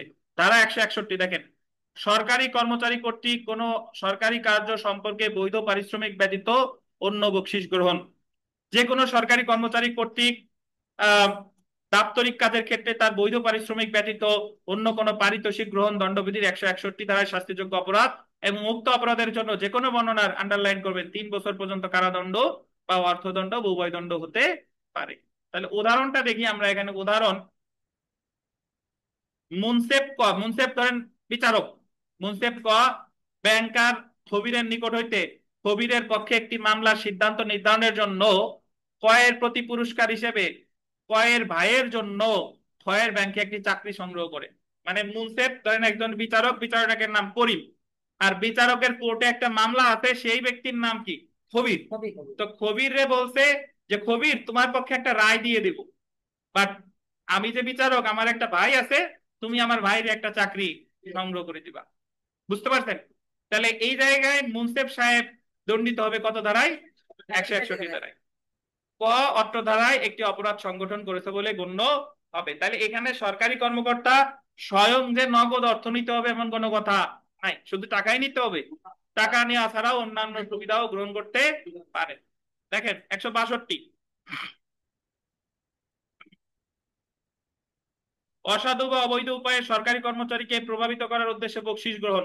যদি কোনো ব্যক্তি কোনো সরকারি কর্মচারীকে দিয়ে কোনো কাজ করা বা কোনো কাজ করা হতে বিরত রাখার জন্য, শুধু যে কাজ করানো তা না, কাজ করা থেকে কি বিরত রাখার জন্য বা সরকারি কর্মচারীতে অপর কোনো ব্যক্তির নিকট থেকে যে কোনো বকশিস অর্জন করে গ্রহণ করে বা গ্রহণ করতে সম্মত হয়, সেই ব্যক্তি যে কোনো বর্ণনার কারাদণ্ড যার মেয়াদ 3 বছর পর্যন্ত হতে পারে। আপনি লিখবেন আপনার ভাষায় যে সরকারি কর্মকর্তাকে দিয়ে কোনো কাজ করানোর জন্য যদি তৃতীয় কোনো ব্যক্তি পারিতোষিক গ্রহণ করে, তাহলে সেই তৃতীয় ব্যক্তি দণ্ডিত হবে কত ধারায়? 162 ধারায়। দেখেন ক করিম বিআরটি এর পরিচালক খাইরুলকে দিয়ে দ্রুত ড্রাইভিং লাইসেন্স করিয়ে দেওয়ার জন্য গণেশের নিকট থেকে ঘুষ গ্রহণ করে। করিম অত্র ধারায় একটি অপরাধ সংগঠন করেছে বলে গণ্য হবে। সরকারি কর্মকর্তা করিমদের সাহায্য করতেও পারে নাও করতে পারে, সেটা পরের কথা, বাট সে যে ঘুষ নিল সে দণ্ডিত হবে কত ধারায়? 162। 163 দেখেন যে সরকারি কর্মচারীর প্রতি ব্যক্তিগত প্রভাব খাটানোর জন্য বকশিস গ্রহণ। যে ব্যক্তি ব্যক্তিগত প্রভাব প্রয়োগ করে বা কোনো সরকারি কর্মচারীকে কোনো কাজ করতে বা কোনো কাজ করা হতে বিরত রাখার জন্য, কোনো ব্যক্তির প্রতি উপকার বা অপকার সাধন করার জন্য কোনো ব্যক্তির নিকট থেকে বকশিস গ্রহণ করে, সেই ব্যক্তি বিনাশ্রম কারাদণ্ড যার মেয়াদ গোল্ডেন 1 বছর পর্যন্ত হতে পারে। ব্যক্তিগত প্রভাব ব্যাখ্যা এই ধারায় দেখেন।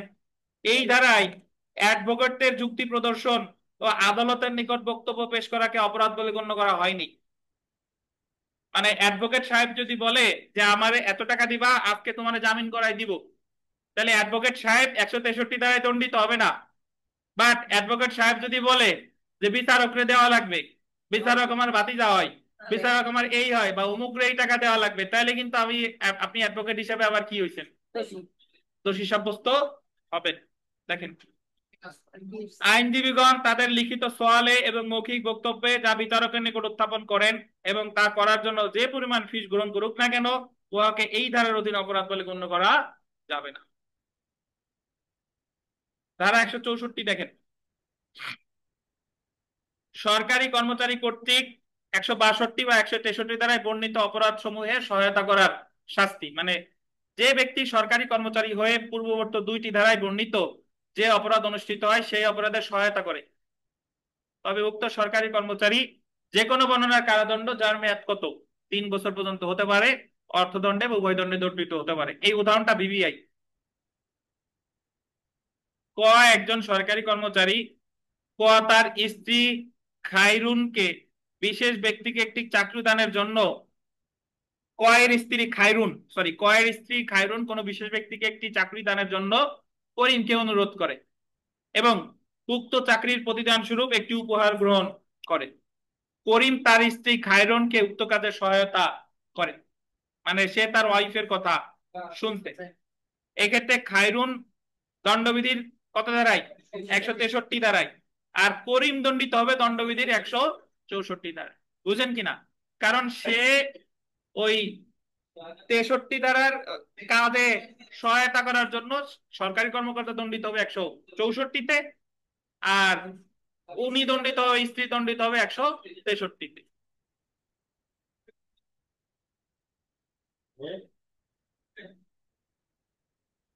এই 4 ধারা নিয়ে আপনাদের কোনো প্রশ্ন আছে কিনা? দ্রুত তানভীর, প্রশ্ন আছে? প্রশ্ন আছে? গণেশ আসছেন আপনি? আচ্ছা 165 ধারাটা দেখেন, সরকারি কর্মচারী কর্তৃক পরিচালিত মকদ্দমা ব্যবসা সংশ্লিষ্ট ব্যক্তির নিকটতে মূল্যবান বস্তু গ্রহণ। আচ্ছা 165টা সুনির্দিষ্ট ভাবে প্রযোজ্য বিচারকের জন্য। বিচারক যদি কোনো বিশেষ সুবিধা গ্রহণ করে, সরাসরি টাকা না, ধরেন কোনো বিশেষ সুবিধা গ্রহণ করে, তাহলে বিচারক দণ্ডিত হবে 65 ধারায়। কিভাবে? বিচারক ধরেন একটা বাসায় থাকে, ওই বাসার ফ্ল্যাট ভাড়া ধরেন 30,000, কিন্তু বিচারক ওই বাসার মালিককে ফ্ল্যাট ভাড়া বাবদ দেয় 10,000। 30,000 টাকা ফ্ল্যাট ভাড়া দিচ্ছে, কত টাকা? 10,000 টাকা। কেন? কারণ ওই বাড়ির মালিকের ওনার আদালতে একটা মামলা আছে, এই মামলায় ধরেন একটা ডিক্রি দিবে, এই কথা বলে তা উনি সরাসরি কিন্তু টাকা নিচ্ছে না, বাট উনি একটা সুবিধা পাইতেছে, তাহলে এই ক্ষেত্রে উনি দণ্ডিত হবে দণ্ডবিধির কত ধারায়? 165 ধারায়।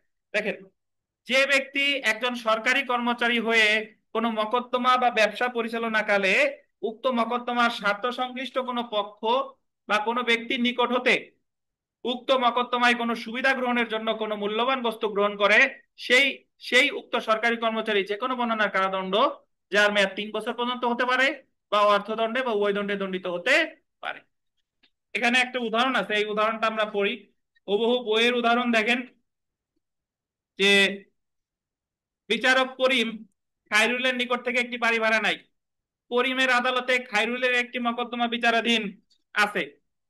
বাড়িটির মাসিক ভাড়া প্রতি মাসে 200 টাকা হলেও করিম খায়রুলের সাথে এই মর্মে চুক্তি করে যে করিম প্রতি মাসে 50 টাকা দিবে। এখানে করিম যথাযথ মূল্য প্রদান না করে খায়রুলের নিকট হতে একটি মূল্যবান বস্তু অর্জন করেছে বলে গণ্য হবে এবং এই ধারায় কি হবে? দণ্ডিত হবে। বুঝতে পারছেন? বলেন বলেন বলেন। ধন্যবাদ।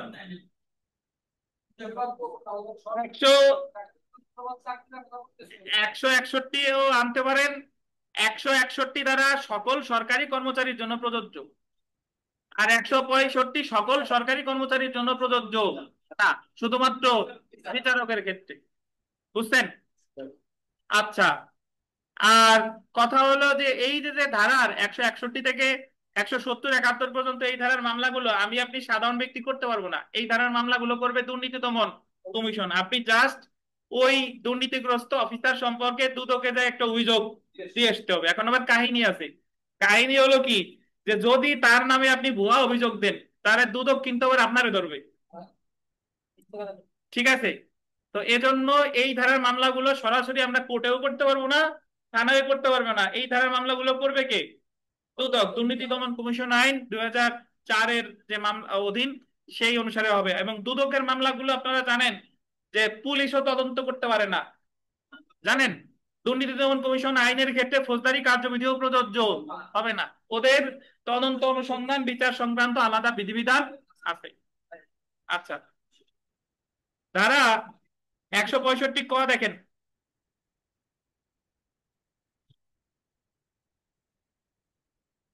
161 তার সফল উত্তর পাইছেন আশা করি। 161 বা 165 ধারায় বর্ণিত অপরাধ সমূহের সহায়তার শাস্তি।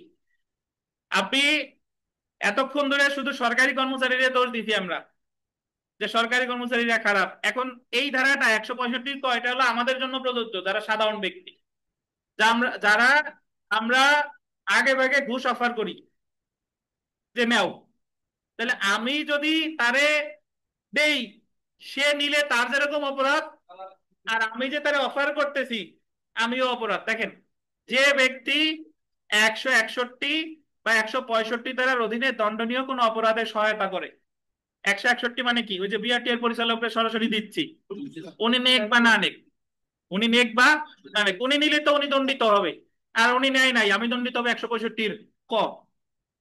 165 বলছে ওই যে বাড়িওয়ালা যে ভাড়া কম নিচ্ছে, তাহলে ভাড়া কম নেওয়ার জন্য উনি দণ্ডিত হবে কততে? এই 165 ক।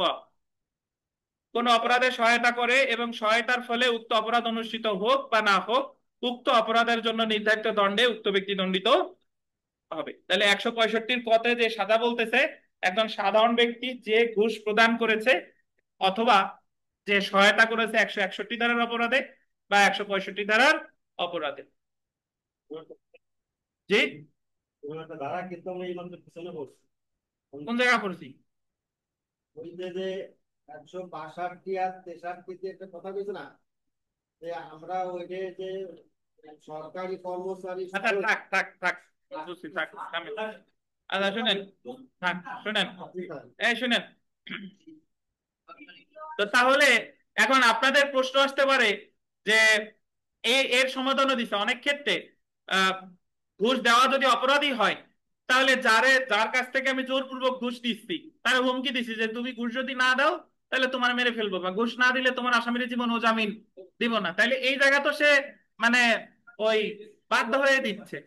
তাহলে এটার সমাধান দিচ্ছে 165 খতে। দেখেন, কতিপয় সহায়তাকের অব্যাহতি 161 বা 165 দ্বারা উল্লেখিত অপরাধ সমূহ অনুষ্ঠানের জন্য কোনো ব্যক্তির নিকট থেকে জোরপূর্বক বা প্রলুব্ধ বা বশ করে মূল্যবান জামানত আদায় করা হলে, কি কি জোরপূর্বক, প্রলুব্ধ বা বশ করে মূল্যবান জামানত আদায় করা হলে সেই ব্যক্তি 161 বা 165 ধারার অধীনে দণ্ডনীয় কোনো অপরাধে সহায়তা করে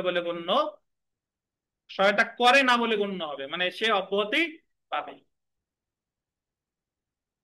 এই পর্যন্ত যা পড়লাম, একটা প্রশ্ন আসা উচিত। কারো প্রশ্ন আছে বলেন? তাহলে আমি একটু সামারি করে দিই।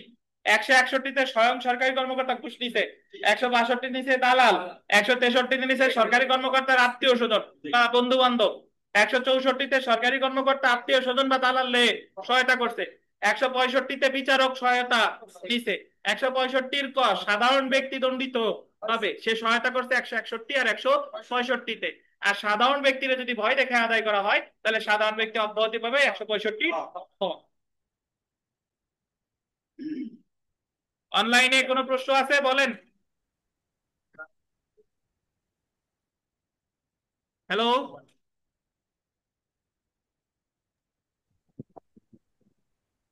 নাই স্যার, ক্লিয়ার। প্রশ্ন নাই স্যার, বুঝতে পারছি। আচ্ছা, একটা প্রশ্ন আসা উচিত ছিল, আমি করে দিই আপনাদের তরফ থেকে, যে স্যার দালালরে যদি টাকা দেয় তাইলে কি হবে? মানে আমি যে দালালদের টাকা সারতেছি যে তুমি অমুকরে দিয়ে কাজটা করাই দাও, তাহলে কি হবে বলে?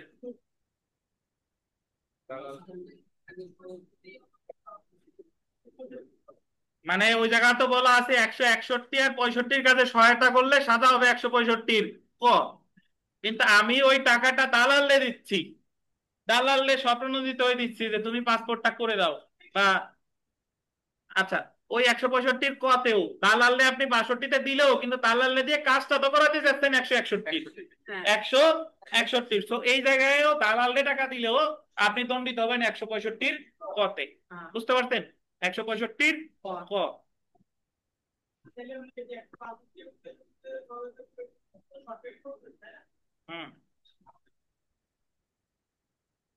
একজন প্রশ্ন করছেন যে 162 এবং 165 কয়ের পার্থক্য কি? বিস্তর পার্থক্য। অনলাইনে কেউ উত্তর দিতে পারবেন? 162 আর 165 ক অনলাইনে একজন উত্তর দিতে পারলে বলেন। জি স্যার, বলেন। 162-তে দালাল রে টাকা দেয়, দালাল আইসা বলে আমাকে টাকা দাও, আমি এই কাজটা সরকারি কর্মচারীকে দিয়ে করাই দিব। আর 165 না স্যার? 165 ক। তাহলে 165 ক বলছো, 161 আর 165 দ্বারা যদি সহায়তা করে সরকারি কর্মচারী, তাহলে সরকারি কর্মচারী দণ্ডিত হবে 165 করতে। না না না, এই শুনেন, সহজ কথা বলি, বলবো 162 আর 165 ক হলো দেওয়া নেওয়া, 162-তে হলো নিচ্ছে আর 165-তে কতে কি দিচ্ছে। বুঝছেন? 162-তে হলো দালাল নিচ্ছে আর 165-র কতে হচ্ছে সাধারণ ব্যক্তি আমরা দিচ্ছি কাজটা করার জন্য। একটা হলো ঘুষ গ্রহীতা, 162 ঘুষ গ্রহীতা, 165 কে ঘুষ দাতা। আচ্ছা, এবং দুইজনই সাধারণ ব্যক্তি হতে পারে। দেখেন ধারা 166, কোন ব্যক্তির ক্ষতি সাধন কল্পে সরকারি কর্মচারী কর্তৃক আইন অমান্যকরণ। যদি কোনো সরকারি কর্মচারী অপর কোনো ব্যক্তির ক্ষতি সাধনের উদ্দেশ্যে, আন্ডারলাইন করবেন, ক্ষতি সাধনের উদ্দেশ্যে কোনো আইন অমান্য করে তার দায়িত্ব পালন না করে, তবে উক্ত সরকারি কর্মচারী বিনাশ্রম কারাদণ্ড, যার মেয়াদ 1 বছর পর্যন্ত হতে পারে, অর্থদণ্ড, উভয় দণ্ডে দণ্ডিত হবে। আমি সরাসরি কোনো পারিতোষিক নেই, বাট আমি সরকারি কর্মচারী হয়ে কারো ক্ষতি করার জন্য কোনো কাজ করছি, তাহলে আমি দণ্ডিত হবো 166 ধারায়। ধরেন বিচারকের অনুবাদক, বা বিচারকের একজন কর্মচারী যে বিচারকের রায় লেখে, এখন বিচারক রায় ঘোষণার আগে সে রায়ের বিষয়বস্তু ফাঁস করে দিছে, তাহলে সে ওই পক্ষদ্বয়ের কি করছে, ক্ষতিগ্রস্ত করছে, তাহলে এই জায়গায় সে দণ্ডিত হবে কত ধারায়, 166 ধারায়, 166 ধারায়। তাহলে আমরা বলতে পারি যে সরকারি কর্মকর্তা যদি কোনো ক্ষতি সাধনের উদ্দেশ্যে কোনো কাজ করে, সরাসরি ঘুষ নাই কিন্তু সে আরেকজনের কি করছে, ক্ষতি করছে, তাহলে সে দণ্ডিত হবে কত ধারায়, 166 ধারায়। উদাহরণ যদি আমরা পড়ি যে আদালতের কোন কর্মকর্তা ডিক্রিজারি কার্যক্রমে দায়িত্বপ্রাপ্ত হয়ে ডিক্রিদারকে ক্ষতি করার জন্য স্বেচ্ছায় কোনো কাজ করলে বা করা হতে বিরত থাকলে উক্ত কর্মকর্তা এই ধারায় দণ্ডিত হবে। আমরা একটু শেষ করে ফেলি দ্রুত, দেখেন 168 ধারাটা পড়ে ফেলি যে সরকারি কর্মচারী হয়ে গোল দিবেন বেআইনি ভাবে ব্যবসায় নিয়োজিত হওয়া। এই বেআইনি ভাবে মানে আপনারা অনেকে এইভাবে ব্যাখ্যা করেন যে সরকারি কর্মকর্তা বোধহয় তাহলে বৈধ ব্যবসা করতে পারবে। সরকারি কর্মকর্তা বেআইনি ভাবে ব্যবসা মানে হলো সরকারি কর্মকর্তা কোনো ব্যবসায়ী করতে পারবে না। সরকারি কর্মকর্তা তো পরের কথা, একজন অ্যাডভোকেটও ব্যবসা করতে পারবে না। ক্যাননস অফ প্রফেশনাল কন্ডাক্ট এন্ড এটিকেটে আছে একজন অ্যাডভোকেট অন্য পেশায় যদি সে থাকে, ব্যবসা বাণিজ্য করে, তাহলে সেটা হবে তার পেশাগত অসদাচরণ, নাকি তানবির? তো তাহলে দেখেন, যে ব্যক্তি সরকারি কর্মচারী হয়ে ব্যবসায় নিয়োজিত না হওয়ার জন্য বাধ্য হয়ে ব্যবসায় নিয়োজিত হয়, সেই ব্যক্তি বিনাশ্রম কারাদণ্ড যার মেয়াদ গোল্ডেন 1 বছর পর্যন্ত হতে পারে বা অর্থদণ্ড বা উভয় দণ্ডে দণ্ডিত হবে। তাহলে সরকারি কর্মকর্তা ব্যবসা করলে সাজা কত, 1 বছর বিনাশ্রম। 169 ধারাটা আমরা পড়ে ফেলি যে ধারা 169, সরকারি কর্মচারী বেআইনি ভাবে কোনো সম্পত্তি ক্রয় করা বা নিলামে দর রাখা। এটাও হয় সরকারি কর্মকর্তা যারা বিশেষ করে আছে, দেখা গেল যে তার আত্মীয় স্বজনরা ওই ভালো বাইক চালায়, ভালো গাড়ি চালায়, তারা সরাসরি ওই নিলামে দর হাইকে ওই জিনিস কিনে নেয়, বাট এক্ষেত্রে এটা কি বলেন, সে অপরাধ করতে কত ধারায়, 169 ধারায়। দেখেন, যে ব্যক্তি সরকারি কর্মচারী হয়ে কোনো বিশেষ সম্পত্তি ক্রয় না করা বা উহার জন্য নিলামে দর না হাঁকার জন্য আইনে বাধ্য হয়ে তার নিজের নামে বা অন্য কারো নামে যৌথভাবে উক্ত সম্পত্তি ক্রয় করে বা উহার জন্য নিলামে দর হাঁকে, তবে উক্ত সরকারি কর্মকর্তা বিনাশ্রম কারাদণ্ড যার মেয়াদ কত, 2 বছর পর্যন্ত হতে পারে বা অর্থদণ্ড বা উভয় দণ্ডে দণ্ডিত হবে। এবং আন্ডারলাইন করবেন, সম্পত্তি ক্রয় হয়ে থাকলে ওই সম্পত্তি কি হবে, বাজেয়াপ্ত। ওই সম্পত্তি যদি ক্রয় হয়ে থাকে তাহলে সম্পত্তিটা বাজেয়াপ্ত। তাহলে এই পর্যন্ত আমরা একটু বলি, স্বয়ং সরকারি কর্মকর্তা পারিতোষিক নিচে 161, সাজা 3 বছর। দালাল নিচে 162, 3 বছর। ব্যক্তিগত প্রভাব খাটায় নিচে 163, 1 বছর। 62-63-তে সরকারি কর্মকর্তা সহায়তা করছে, সাজা 164-তে 3 বছর। বিচারক বিশেষ সুবিধা নিচ্ছে 165-তে 3 বছর। যে ব্যক্তি 161 বা 165-তে ঘুষ দিছে, সহায়তা করছে 165 কতে, সাজা তাই। আর যদি তার কাছ থেকে জোরপূর্বক ভয় দেখে নাই, সে অব্যাহতি পাবে 165 কতে। সরকারি কর্মকর্তা কারো ক্ষতি করলে দণ্ডিত হবে কততে, 166। 167 আমরা পড়ি নাই, 168-তে আছে বেআইনি ভাবে ব্যবসায় নিয়োজিত, সাজা কত, 1 বছর বিনাশ্রম। আর সরকারি কর্মকর্তা যদি নিলামে দর হাঁকে তাহলে সাজা কত, 2 বছর পর্যন্ত হতে পারে বিনাশ্রম। যদি নিলাম থেকে কোনো জিনিসপত্র ক্রয় করে সেই জিনিসটা কি হবে, বাজেয়াপ্ত। ধন্যবাদ। আমরা আর একটা ধারা পরে শেষ করে দিই, সেটা হলো 170, সরকারি কর্মকর্তার ছদ্মবেশ।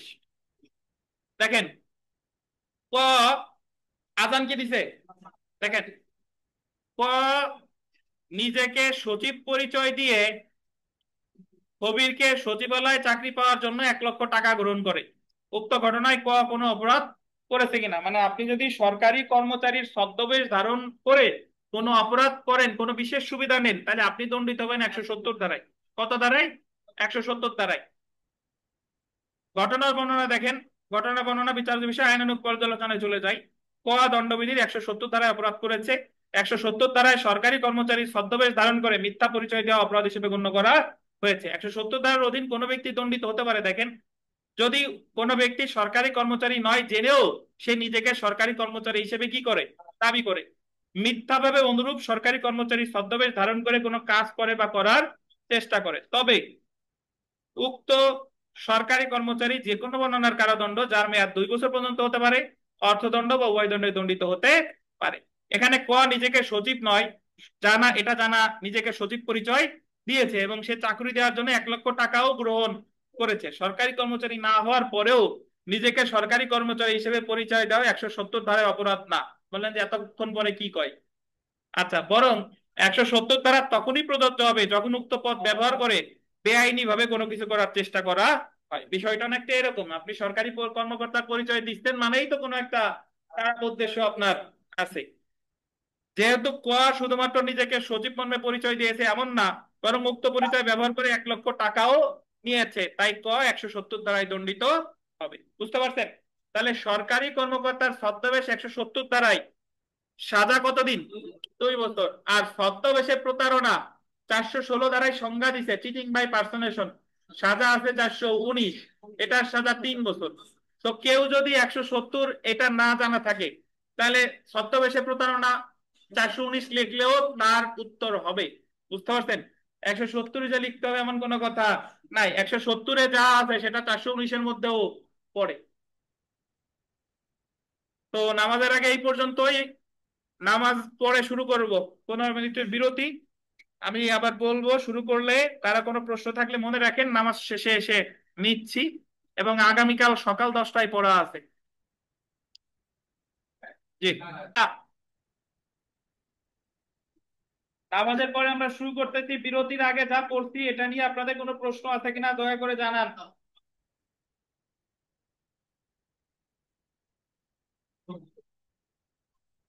মিল্টন ভাই আসলে আচ্ছা, ধন্যবাদ। তাহলে আমরা এখন আলোচনা শুরু করব, সেটা হলো আমাদের 8 নাম্বার প্রশ্নটা। স্ক্রিনে দেখা যাচ্ছে, দেখেন 8 নাম্বার প্রশ্ন, যে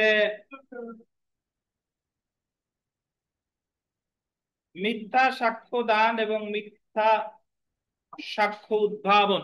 তো এই প্রশ্ন আসলে আমি বিস্তারিত পড়তে যাচ্ছি না, আমি জাস্ট একটু বুঝাই দেই এবং আপনারা এটা পড়ে ফেলবেন। মিথ্যা সাক্ষ্য দান মোটামুটি আমরা সবাই জানি, যে আপনি আদালতে উপস্থিত হয়ে শপথ বাক্য পাঠ করে যা সত্য না সেটা বলতেছেন, বা আপনি জানেন যে এটা মিথ্যা, এটা হলো মিথ্যা সাক্ষ্য দান।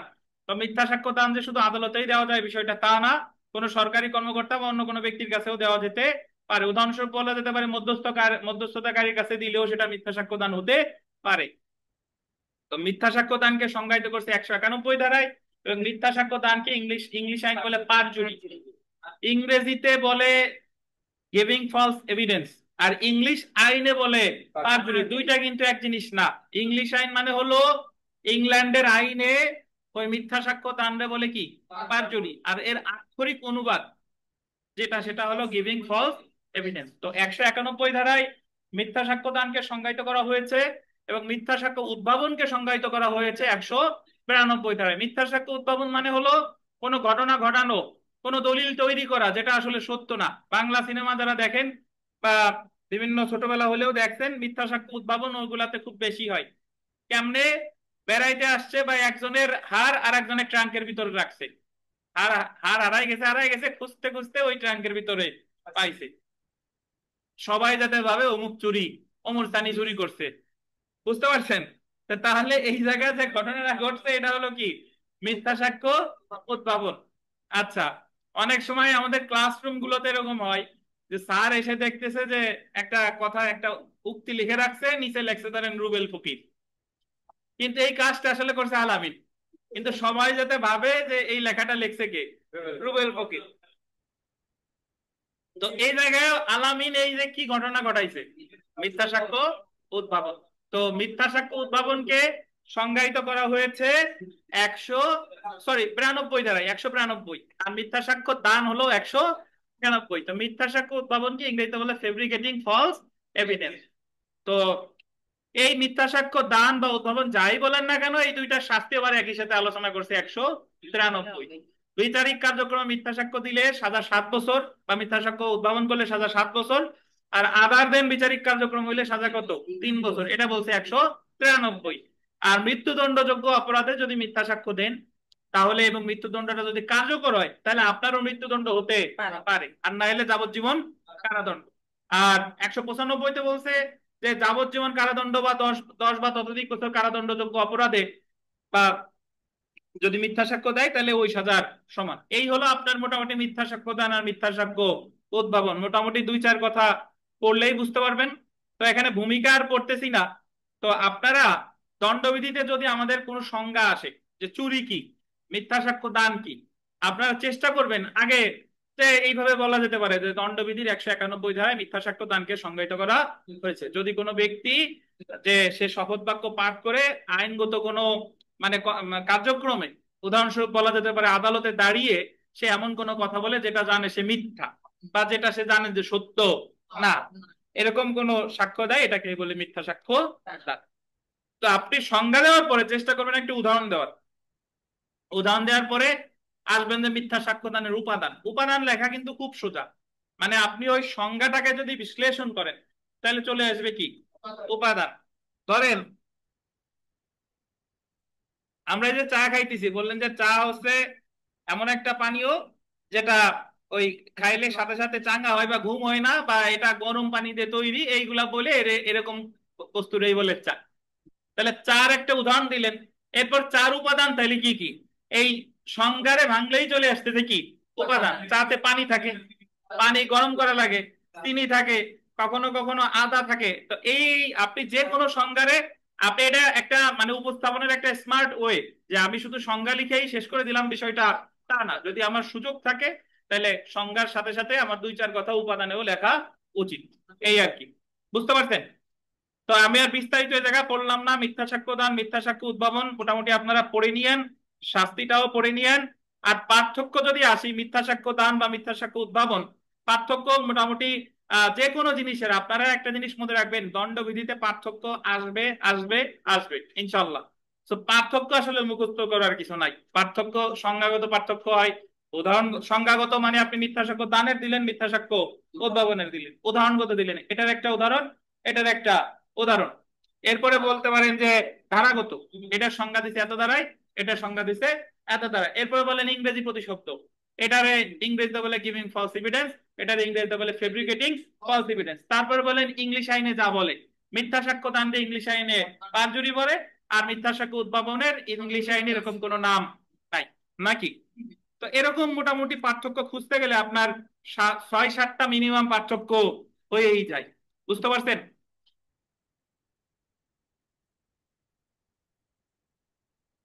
তো পার্থক্যগুলো পড়ে ফেলেন। এবং এখানে একটা সমস্যামূলক প্রশ্ন আছে, যে দেখেন এটা একটু পড়ি, যে এ জেনে শুনে একটি মিথ্যা সার্টিফিকেট স্বাক্ষর ইস্যু করলো, জেনে শুনে একটা মিথ্যা সার্টিফিকেট দিছে। চেয়ারম্যান সাহেব জেনে শুনে একটা মৃত্যু সনদ দিছে যে অমুক মারা গেছে, কিন্তু আসলে সে মারা যায় নাই। তাহলে চেয়ারম্যান সাহেব কি অপরাধ করছে ধরেন? তাহলে আলোচ্য অংশে 197 ধারার অধীন অপরাধ সংঘটিত হয়েছে।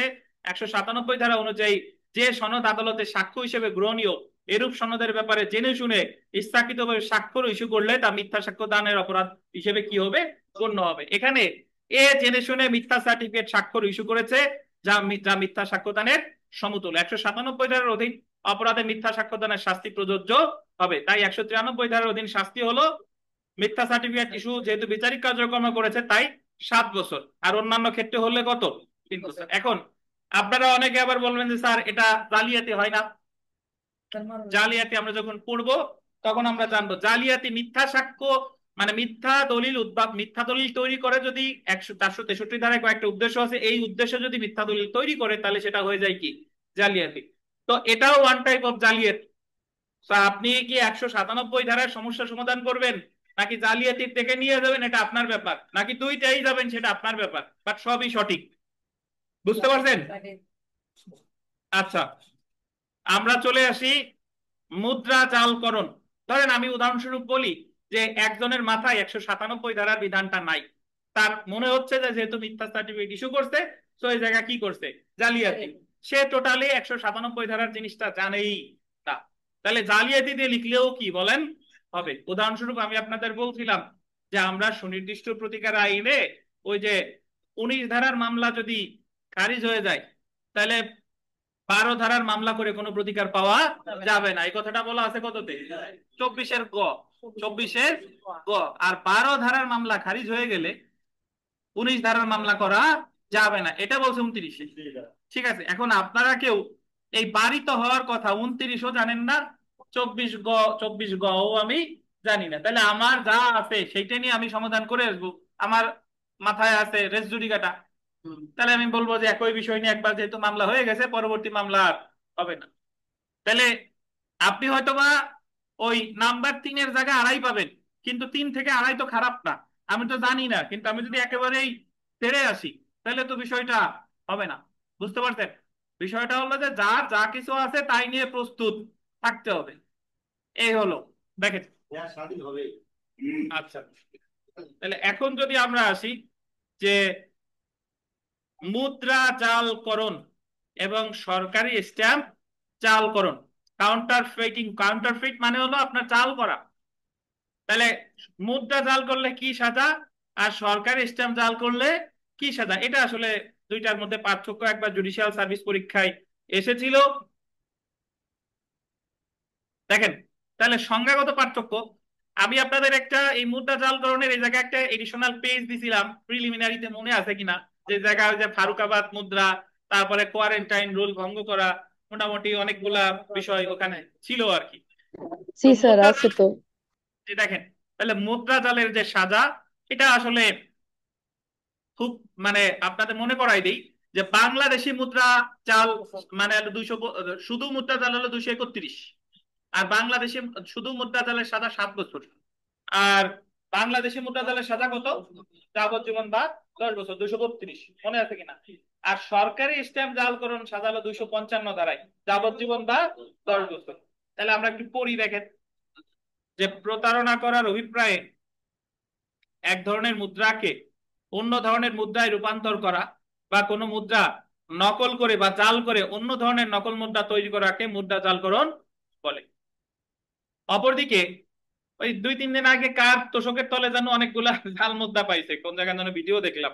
দেখেন, অপরদিকে প্রতারণার উদ্দেশ্যে সরকারি স্ট্যাম্পের মতো করে জাল স্ট্যাম্প তৈরি করাকে সরকারি স্ট্যাম্প জালকরণ বলে।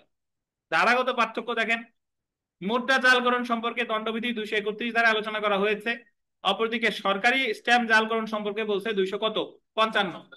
শাস্তি দেখেন, দণ্ডবিধি 1860-এর 231 ধারা অনুসারে মুদ্রা জালকরণের শাস্তি হলো যে কোনো বর্ণনার কত, 7 বছর। অপরদিকে 255 ধারা অনুসারে সরকারি স্ট্যাম্প জালকরণের শাস্তি হলো যাবজ্জীবন কারাদণ্ড বা যে কোনো বর্ণনা 10 বছর পর্যন্ত কারাদণ্ড এবং অর্থদণ্ড। অপরাধের প্রকৃতি, সরকারি স্ট্যাম্প জালকরণ থেকে মুদ্রা জালকরণের শাস্তি লঘুতর, অপরদিকে মুদ্রা জালকরণ থেকে সরকারি স্ট্যাম্প জালকরণের শাস্তি কি বলেন, গুরুতর। এই গুরুতর বানানে অনেকে আপনার তর নিচে ব দেন, তর নিচে কিন্তু ব হবে না। ইংরেজি প্রতিশব্দ যদি আসি, মুদ্রা জালকরণকে ইংরেজিতে বলে কাউন্টারফেটিং কয়েন, অপরদিকে সরকারি স্ট্যাম্প জালকরণকে ইংরেজিতে বলে কি, কাউন্টারফেটিং গভর্নমেন্ট স্ট্যাম্প। বুঝতে পারছেন? তাহলে এই হলো বিষয়। আমি একটু আপনাদের বলি, আমি তো আপনাদের শুরু করার আগে বলেই দিছিলাম যে দণ্ডবিধির কোত্থেকে প্রশ্ন আসার খুব সম্ভাবনা আছে। উদাহরণস্বরূপ বলছিলাম 34, 149, তারপরে বলছিলাম জেনারেল এক্সেপশন মানে হচ্ছে 76 থেকে 106, এরপরে বলছিলাম অ্যাবেটমেন্ট হলো 107 থেকে 120, মনে আছে কিনা। এরপরে বলছিলাম হচ্ছে নিন্দনীয় নরহত্যা খুন, নিন্দনীয় নরহত্যা খুনের যে অধ্যায়টা, এটা হলো আপনি মনে রাখবেন 299 থেকে 304, ঠিক আছে। আর বলছিলাম একটা অধ্যায়, সেটা হলো দণ্ডবিধির সপ্তদশ অধ্যায়, মানে হলো 378 থেকে 300, চুরি থেকে শুরু করে প্রতারণা পর্যন্ত পড়বেন, চুরি থেকে প্রতারণা। তো এইটুক যদি আমরা ভালোভাবে পড়ি, ইনশাল্লাহ এখান থেকে একটা প্রশ্ন কমন পাওয়া যাবে ইনশাল্লাহ। তো বাদ বাকি যা আছে এগুলা যে একেবারে ছেড়ে দিব তা না, এগুলো আবার মাথায় নিয়ে যাইতে হবে যে যদি আল্লাহ না করুক, যদি আমার আসে নাই বাদে নাই, তাহলে কি ওই জায়গায় আমি খাতা কলম ফাঁকা রেখে আসবো, সাদা রেখে আসবো না, আমি যা পারি তাই ওখানে লিখে আসতে হবে। কিন্তু খাতা কলম রেখে এবং ওই মুহূর্তে, আমি তো আরো অনেক কথা বলবো, ওই মুহূর্তে আপনি হতাশ হবেন না, মনে করবেন যে আমি একজন ওই যা পারি, আমি যা পারি এর আমার চেয়ে ভালো আর কেউ পারে না, এবং আমার এই 4 ঘন্টা একটু লিখে যাইতে হবে, লিখে যাইতে হবে, তাতে যেভাবেই হোক না কেন। আচ্ছা, তো এরপরে আমরা 9 নাম্বার প্রশ্নে চলে আসি। এটা আমরা অলরেডি জানি। 9 নাম্বার প্রশ্ন দেখেন যে এ আত্মহত্যা করার অভিপ্রায়ে বিষ পান করলেও ভাগ্যক্রমে বেঁচে যায়, এ কোনো অপরাধ করেছে কি? যদি করে থাকে উক্ত অপরাধের নাম ও সর্বোচ্চ দণ্ড কি? পাইছি না আগের দিন? কত ধারায় বলেন? 309 ধারায়। তো এটা আর না পড়ি, আমরা 10 নম্বরে চলে আসি।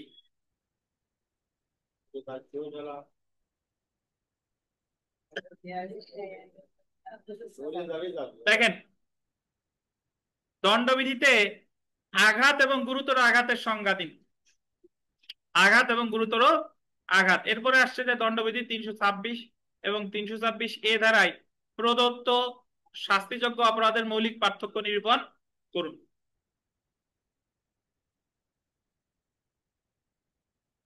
এই বিথিকা বলেন, আঘাত কাকে বলে? আপনি আরিফ সাহেবের একটা আঘাত দিয়ে দেখান।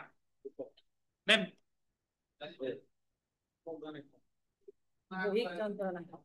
বলেন আঘাত স্যার।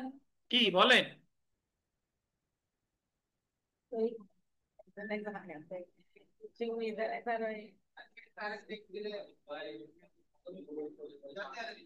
দেখেন, আমাদের দণ্ডবিধি 319 ধারায় বলছে আঘাত কাকে বলে। কোনো ব্যক্তি যদি আরেকজন ব্যক্তিকে দৈহিক যন্ত্রণা, বৈকল্য বা পীড়া ঘটায়, তাহলে সেটারই বলে কি? আঘাত। দৈহিক যন্ত্রণা মানে আপনি এমন একটা কাজ করছেন, সে দৈহিক ভাবে যন্ত্রণা পাইছে। এই যে সিমটি দেওয়া একটা কি? আঘাত। চুল ধরে টান দিলেন, আঘাত।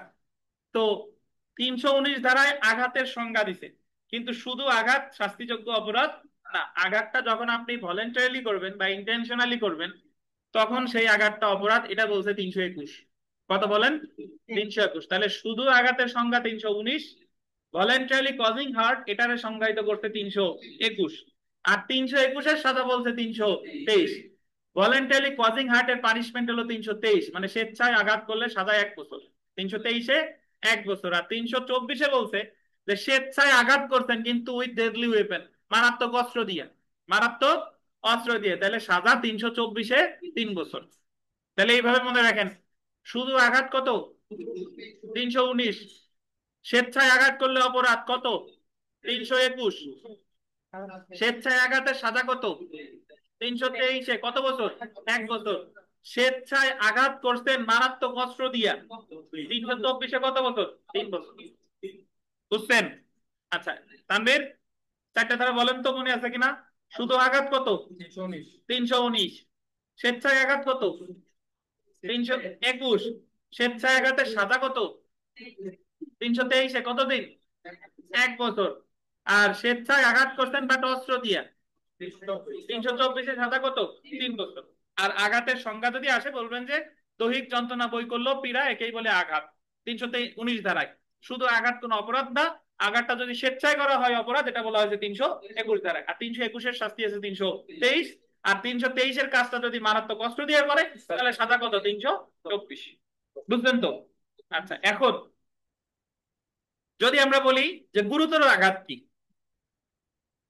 গুরুতর আঘাতের সংজ্ঞা দিচ্ছে আরিফ সাহেব কত ধারায়? 320 ধারায়। 320 ধারায় গুরুতর আঘাত আছে 8 প্রকার। মনে রাখা খুব সহজ, প্রিলি পড়তে পড়তে মুখস্থ হয়ে যাওয়ার কথা। সবার আগে পুরুষত্বহীনকরণ, তারপরে আপনার দৃষ্টি শক্তি স্থায়ীভাবে নষ্ট হয়েছে, শ্রবণ শক্তি স্থায়ীভাবে হ্রাস পাইছে, তারপরে অঙ্গ বা গ্রন্থির অনিষ্ট সাধন, তারপরে অঙ্গ বা গ্রন্থির স্থায়ী অনিষ্ট সাধন, তারপরে হাড় বা দন্ত ভঙ্গ, তারপরে মুখমণ্ডল বা মস্তকের স্থায়ী বিকৃতি, আর সবশেষে হলো এমন কোন বেদনা যা আপনার 20 দিন পর্যন্ত কাজকর্ম করতে দেয় না। এটা হলো কত?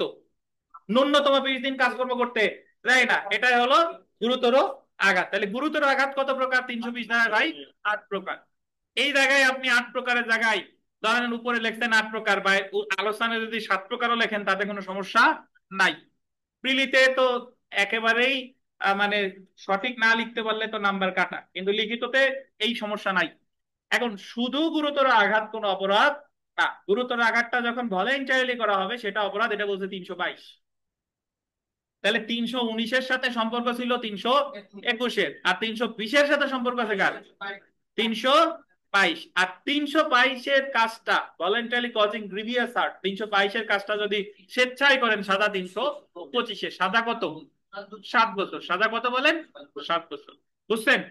আর এই গুরুতর আঘাতটা যদি আপনি মারাত্মক অস্ত্র, এখন এখানে অনেকের ভুল ধারণা আছে, আপনারা মারাত্মক অস্ত্র বলতে চাপাতি পিস্তল এগুলাই বুঝেন, এগুলাই বুঝেন, বাট মারাত্মক অস্ত্র বলতে গরু মানে আপনার গরম পানি, একটু আগে আমরা ফৌজদারিতে পড়ছিলাম বোধ হয়, গরম পানি ঢেলে দিছে, এটাও একটা কি মারাত্মক অস্ত্র। সো কোন পদার্থ মারাত্মক অস্ত্র হতে পারে। তাহলে মারাত্মক অস্ত্রের সাহায্যে যদি গুরুতর আঘাত করেন তাহলে 326 ধারা এটা শাস্তিযোগ্য অপরাধ হবে। 326-এর সাজা হলো যাবজ্জীবন কারাদণ্ড বা 10 বছর পর্যন্ত কারাদণ্ড। তাহলে আমরা এই জায়গায় 4টা ধারা পড়ছি।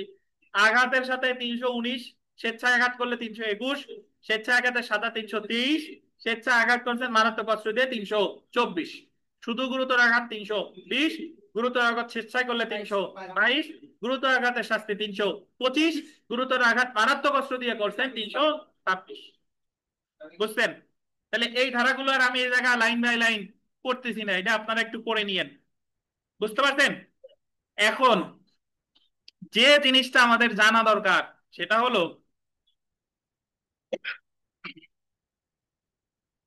কিছু কিছু ধারা আছে শাস্তির কথা, যদি গুরুতর আঘাতের, এই যে আপনার 26 নাম্বার পেজের মাঝে আছেন, শাস্তিতে আসেন, শাস্তি পাইছেন? শাস্তির এখানে আছে স্বেচ্ছায় গুরুতর আঘাত দানের শাস্তি 325 ধারায়। স্বেচ্ছায় গুরুতর আঘাত দানের শাস্তি হলো যে কোনো মাননার কারাদণ্ড যার মেয়াদ কত 7 বছর পর্যন্ত হতে পারে এবং অর্থ দণ্ড। তারপরে দেখেন স্বেচ্ছায় মারাত্মক অস্ত্র দিয়ে বা অন্য কোনো মাধ্যমের সাহায্যে, শুধুমাত্র মারাত্মক অস্ত্রই এখানে বলে নাই, সেই সাথে সাথে কি বলেছে অন্য কোনো মাধ্যমের সাহায্যে গুরুতর আঘাত দানের শাস্তি। 326 ধারায় স্বেচ্ছায় মারাত্মক অস্ত্র দিয়ে বা অন্য মাধ্যমের সাহায্যে গুরুতর আঘাত দানের শাস্তি হলো যাবজ্জীবন কারাদণ্ড বা যে কোনো বর্ণনার কারাদণ্ড যার মেয়াদ কত হতে পারে 10 বছর পর্যন্ত হতে পারে। এই পর্যন্ত আমি আপনাদের বলেছি। যেটা বলি নাই সেটা হলো 326 ক।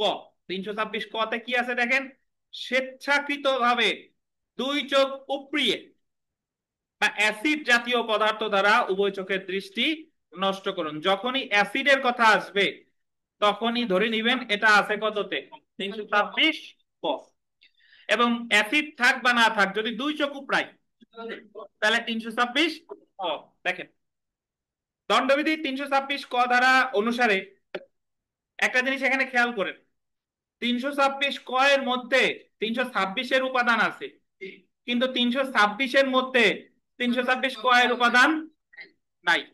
আচ্ছা, দণ্ডবিধি 326 ক ধারা অনুসারে যদি কোনো ব্যক্তি অপর কোনো ব্যক্তির 2টি চোখ স্বেচ্ছাকৃতভাবে উপড়িয়ে বা অ্যাসিড জাতীয় পদার্থ দ্বারা উভয় চোখের দৃষ্টি নষ্ট করে বা অ্যাসিড জাতীয় পদার্থ দ্বারা মুখ মাথা বিকৃত করে উভয় চোখে স্বেচ্ছাকৃতভাবে গুরুতর জখম করলে সেই ব্যক্তি মৃত্যুদণ্ড বা যাবজ্জীবন কারাদণ্ড এবং অর্থদণ্ডে দণ্ডিত হবে। তাহলে 326-এর সাজা কিন্তু সর্বোচ্চ মৃত্যুদণ্ড, 26-এর সাজা যাবজ্জীবন কারাদণ্ড, কিন্তু 26-এর পর সাজা কিন্তু মৃত্যুদণ্ড। বুঝছেন?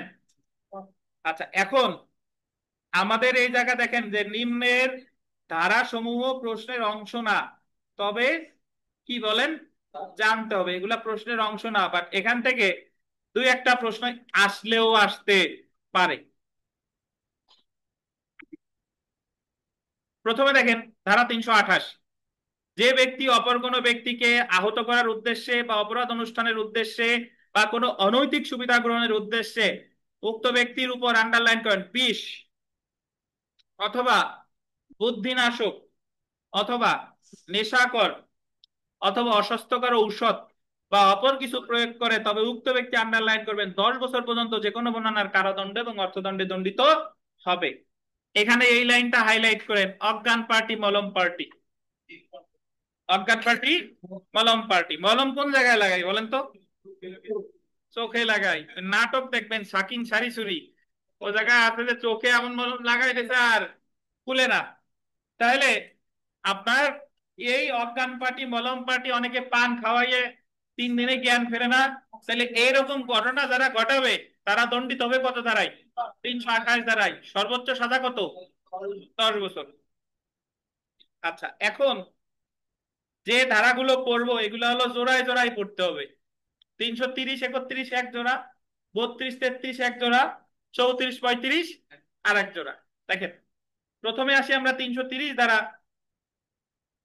বলপূর্বক অপরাধমূলক স্বীকারোক্তি আদায় করা বা সম্পত্তি প্রত্যার্পণে বাধ্য করার জন্য স্বেচ্ছাকৃতভাবে আঘাত প্রদান করা। আপনি একজনকে মারতেছেন যে এটা স্বীকার কর, নাহলে কিন্তু তোরে শেষ করে ফেলাবো। বা বাংলা সিনেমার শেষ দৃশ্যে দড়ি দিয়ে বাঁধতে, এই দিয়ে বাঁধতে মারতেছে যে দলিলে সই কর, দলিলে সই কর। তাহলে এই যে আপনি কাউকে দিয়ে কিছু স্বীকার করানোর জন্য অথবা কোনো সম্পত্তি প্রত্যার্পণে বাধ্য করানোর জন্য যদি তারা স্বেচ্ছায় আঘাত করেন, তাহলে এই আঘাতটা শাস্তিযোগ্য অপরাধ 330 ধারায়। দেখেন, যদি কোনো ব্যক্তি বলপূর্বক অপরাধমূলক স্বীকারোক্তি আদায় করার জন্য বা সম্পত্তি প্রত্যার্পণে বাধ্য, আরিফ সাহেবের ভাষায় বাধ্য করার জন্য স্বেচ্ছাকৃতভাবে অপর কোনো ব্যক্তিকে আঘাত প্রদান করে, তবে উক্ত ব্যক্তি যে কোনো বর্ণনার কারাদণ্ড যার মেয়াদ 7 বছর পর্যন্ত হতে পারে এবং সেই সাথে অর্থদণ্ডে দণ্ডিত হবে। উদাহরণ দেখেন, পুলিশ অফিসার করিম একজন অপরাধীকে অপরাধ অনুষ্ঠান করেছে বলে স্বীকার করতে বাধ্য করার জন্য তাকে নিপীড়ন করে। নিপীড়ন মানে হলো আঘাত, যে বলতেছে যে বল তুই চুরি করছিস, বল তুই ছিনতাই করছিস, এই জন্য তারা আঘাত করছে। এই ক্ষেত্রে পুলিশ অফিসার এই ধারার অধীন অপরাধ করেছে বলে গণ্য হবে। এখন আমাদের অ্যামিকাস কিউরি আরিফ সাহেব, আপনি বলেন যে এই জায়গায় 323 আর 330 দুই জায়গায় স্বেচ্ছায় আঘাত আছে। 323-এও স্বেচ্ছায় আঘাত, 330-এও স্বেচ্ছায় আঘাত। এই দুইটা ধারার শাস্তি দুই রকম হলো কে, বা এই দুইটা ধারার ভিতরে কি পার্থক্য আছে? তাহলে 330 যেটা কইছে, 330 বলছে যে আঘাতটা এটা হচ্ছে নিপীড়নমূলক আঘাত, অর্থাৎ ওটা ওরে মানে জোর করে বলাবে, মানে এরকম একটা আঘাত আর কি, যদি বল বাধ্য করা আর কি। হ্যাঁ, আর 323-এর যে আঘাত এটা নিপীড়নে বাধ্য করা নাই, ওটা ওই জন্য ওটা 3 বছর আর এটা হলো 7 বছর। কোর্টে গেছেন কয় বছর মোট জীবনে? কয় বছর গেছিলাম ভুলে গেছি। আচ্ছা দেখেন ভাই, 1 বছর, সরি 1 বছর। দেখেন তো তাহলে দুইটাই আঘাত, বা শুধু আঘাত করলে সাদা 323-এ 1 বছর, কিন্তু আঘাতটা যদি আপনি কাউরে স্বীকারোক্তি আদায় করার জন্য বা কাউকে সম্পত্তি প্রত্যার্পণে বাধ্য করার জন্য আঘাত করেন, তাহলে আসবে কত? 330-এ কত? 7 বছর। এখন আপনাদের প্রশ্ন, একটু আগে একজন প্রশ্ন করছিল, এরকম যদি বলে যে স্যার এই জায়গা যদি আমি 323 লিখি তাহলে নাম্বার পাবো না। প্রথমত 330 তো অনেকের নাও জানা থাকতে পারে, বাট সে জানে স্বেচ্ছায় আঘাতের শাস্তি আছে কততে? 323। তাহলে এই জায়গায় যে জায়গায় 330-এর উপাদান আছে সে জায়গায় 323-এ কিন্তু মামলা করা যাবে, বুঝছেন? কিন্তু শুধু 323-এর উপাদান থাকলে 330-এ মামলা করা নাও যেতে পারে। তো এজন্য আপনি 330 আপনার মনেই নাই বা আপনি জানেনই না, আপনি জানেন যে স্বেচ্ছায় আঘাত শাস্তিযোগ্য অপরাধ 323, লিখলে কোনো সমস্যা নাই, মার্ক পাবেন। Something is better then nothing, নাই মামার চেয়ে কানা মামা ভালো। দেখেন তো তাহলে ধারা আমরা 331-এ আসি, সেম ঘটনা, বলপূর্বক অপরাধমূলক স্বীকারোক্তি আদায় করা বা সম্পত্তি প্রত্যার্পণে বাধ্য করার জন্য আগেরটাই করছিল স্বেচ্ছায় আঘাত, আর এটাই কি স্বেচ্ছায় গুরুতর আঘাত, আর বাকি সব উপাদান সেম। আর আগেরটায় শাস্তি ছিল 7 বছর, আর এটার শাস্তি দেখেন কত? 10 বছর। এটার শাস্তি 10 বছর। তাহলে বিথিকা, আচ্ছা বিথিকা থাক, আমরা তানবীরের কাছে আসি। তানবীর, তাহলে 330 আর 331-এর মধ্যে পার্থক্য কি? 7 বছর আর 10 বছর, আর কিছু নাই বলেন? 330 আর 331 বাঁধন কি পার্থক্য?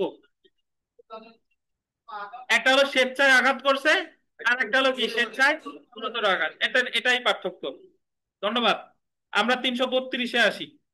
332 ধারা দেখেন যে সরকারি কর্মচারীকে তার কর্তব্য পালনে বাধা দান করার জন্য স্বেচ্ছাকৃতভাবে আঘাত করা। মানে আপনি একজন সরকারি কর্মকর্তা, ধরেন পুলিশ তার দায়িত্ব পালন করতে গেছে, এখন আপনি পুলিশে বাধা দিচ্ছেন, শুধু বাধাই দেন নাই, তারে ঠেলা দিয়ে ফেলে দিয়ে দৌড় দিচ্ছেন, বুঝতে পারছেন?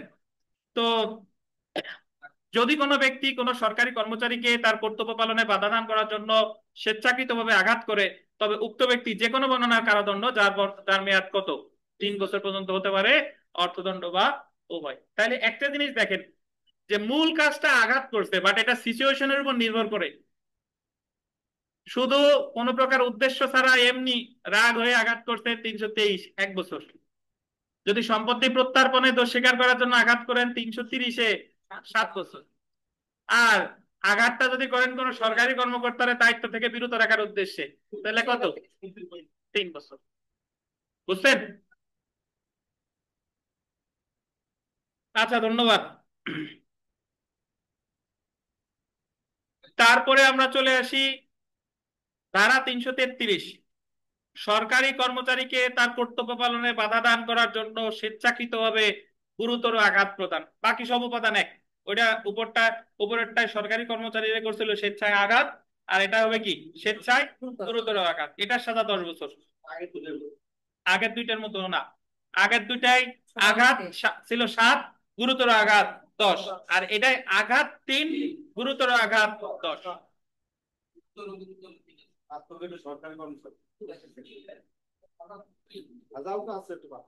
আচ্ছা, ধারা 334-এ আসি। সেম আঘাত আবার উত্তেজনা বশত স্বেচ্ছাকৃতভাবে আঘাত প্রদান করা, মানে আপনার প্রি প্ল্যান ছিল না, হঠাৎ এমন একটা আজে বাজে কথা বলছে, তারে একেবারে কান ধরায় থাপ্পড়টা দিয়ে দিছে। তাহলে সেই ক্ষেত্রে কি খুশি হচ্ছেন কে এত বিধিকার? দেখেন, আচ্ছা, উত্তেজনা বশত স্বেচ্ছাকৃত আঘাত, এটার সাজা দেখেন যে কোনো বর্ণনার কত 1 মাস এবং অর্থদণ্ড যা 500 টাকা পর্যন্ত হতে পারে, উভয় দণ্ডে দণ্ডিত হতে পারে।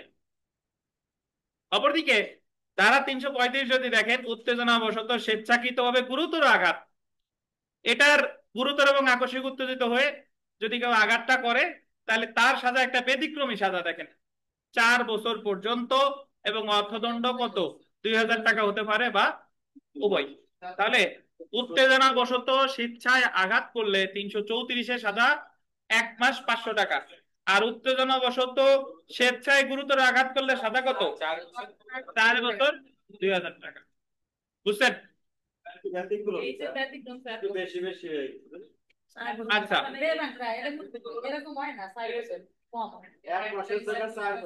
এখন দেখেন এই কথা দামান, আমরা 326 আর 326-এ কয়ের পার্থক্য আসলো, তখন কিভাবে লিখবো দেখেন।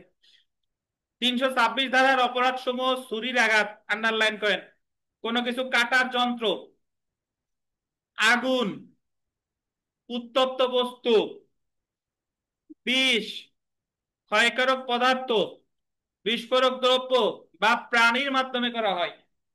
আপনি আপনার কুকুরে লেলিয়ে দিয়েছেন একজনকে কামড়ানোর জন্য, কুকুর এমন ভাবে কামড়াইছে, তাইলেও সেটা 326 হতে পারে। বুঝছেন? অপরদিকে 326 ক ধারায় অ্যাসিড জাতীয় পদার্থ দ্বারা অপরাধ করা হয়। 2 নম্বর পয়েন্টে দেখেন, 326 ধারায় ইচ্ছাকৃতভাবে গুরুতর আঘাত প্রদান করা হয়, ইচ্ছাকৃতভাবে গুরুতর আঘাত প্রদান করা হয়। অপরদিকে 326 ক ধারায় ইচ্ছাকৃতভাবে দু চোখ উপড়ানো, দু চোখ নষ্ট করা, মুখমণ্ডল বা মাথা বিকৃত করা হয়। তারপরে দেখেন 326 ধারার অধীনে ব্যবহৃত হাতিয়ারে মৃত্যু ঘটতে পারে। অপরদিকে 326 ক ধারার অধীনে ব্যবহৃত অ্যাসিডে মৃত্যুর সম্ভাবনা তুলনামূলকভাবে কম। একটু বুঝেন, 26-এ যদিও সাজা কম, বাট 26-এর অপরাধে মারা যাওয়ার সম্ভাবনা বেশি, কিন্তু 326 ক এর সাজা যদিও বেশি, বাট ওই জায়গায় মারা যাওয়ার সম্ভাবনা কম।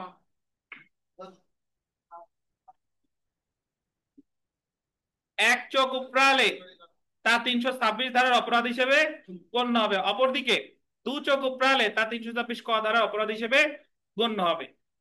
5 নম্বর দেখেন, 326 ধারা অপেক্ষাকৃত কম মারাত্মক প্রকৃতির অপরাধ, যেহেতু 326 ক ধারা থেকে এই ধারার শাস্তি কম। অপরদিকে 26 ক ধারা 26 থেকে গুরুতর প্রকৃতির অপরাধ। এখন আপনি যদি আবার ওই সেন্সে দেখেন, মারা যাওয়ার সেন্সে যদি দেখি, তাহলে আবার 26 বেশি গুরুতর, আর শাস্তির দিক দিয়ে দেখলে 26 ক বেশি গুরুতর। আচ্ছা, এরপরে আমরা চলে আসি 6 নাম্বার পয়েন্টে, যে 326 ধারায় বর্ণিত শাস্তি যাবজ্জীবন কারাদণ্ড বা 10 বছর বা 10 বছর সশ্রম বা বিনাশ্রম কারাদণ্ড এবং সেই সাথে অর্থদণ্ড। অপরদিকে 326 ক ধারায় বর্ণিত শাস্তি মৃত্যুদণ্ড বা যাবজ্জীবন কারাদণ্ড এবং সেই সাথে অর্থদণ্ড। দেখেন আমরা আঘাত এবং গুরুতর আঘাতের একটা চ্যাপ্টার শেষ করলাম মোটামুটি একটু দ্রুত গতিতেই। আপনাদের কোনো প্রশ্ন থাকলে করেন, অনলাইন অফলাইন ভাই বোনেরা আপনাদের কোনো প্রশ্ন থাকলে করেন।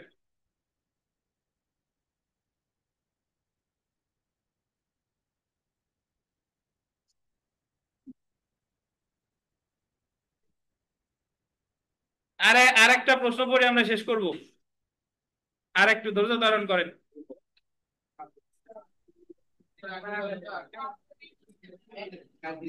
সময় খাইছি তো ও 12টার সময় বিথিকা খাইছেন আর খান নাই?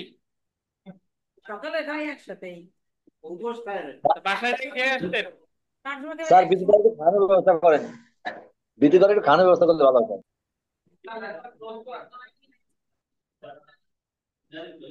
আচ্ছা আপনারা আজকে যেহেতু পরীক্ষা দিচ্ছেন টায়ার, বাট আগামীকাল প্রস্তুতি নিয়ে আইসেন, আগামীকাল দণ্ডবিধি শেষ করব, তো সেই প্রস্তুতি নিয়ে আইসেন সকাল 10টায়। জি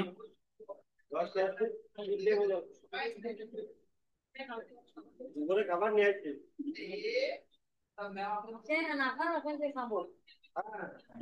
একটু খাবার নিয়ে আসতে সাথে করে থাকলে করেন, নাহলে আজকে এ পর্যন্তই। কোনো প্রশ্ন থাকলে করতে পারেন।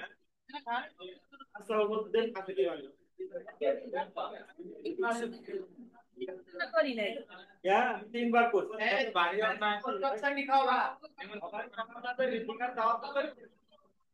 ভাই বললাম না আমি।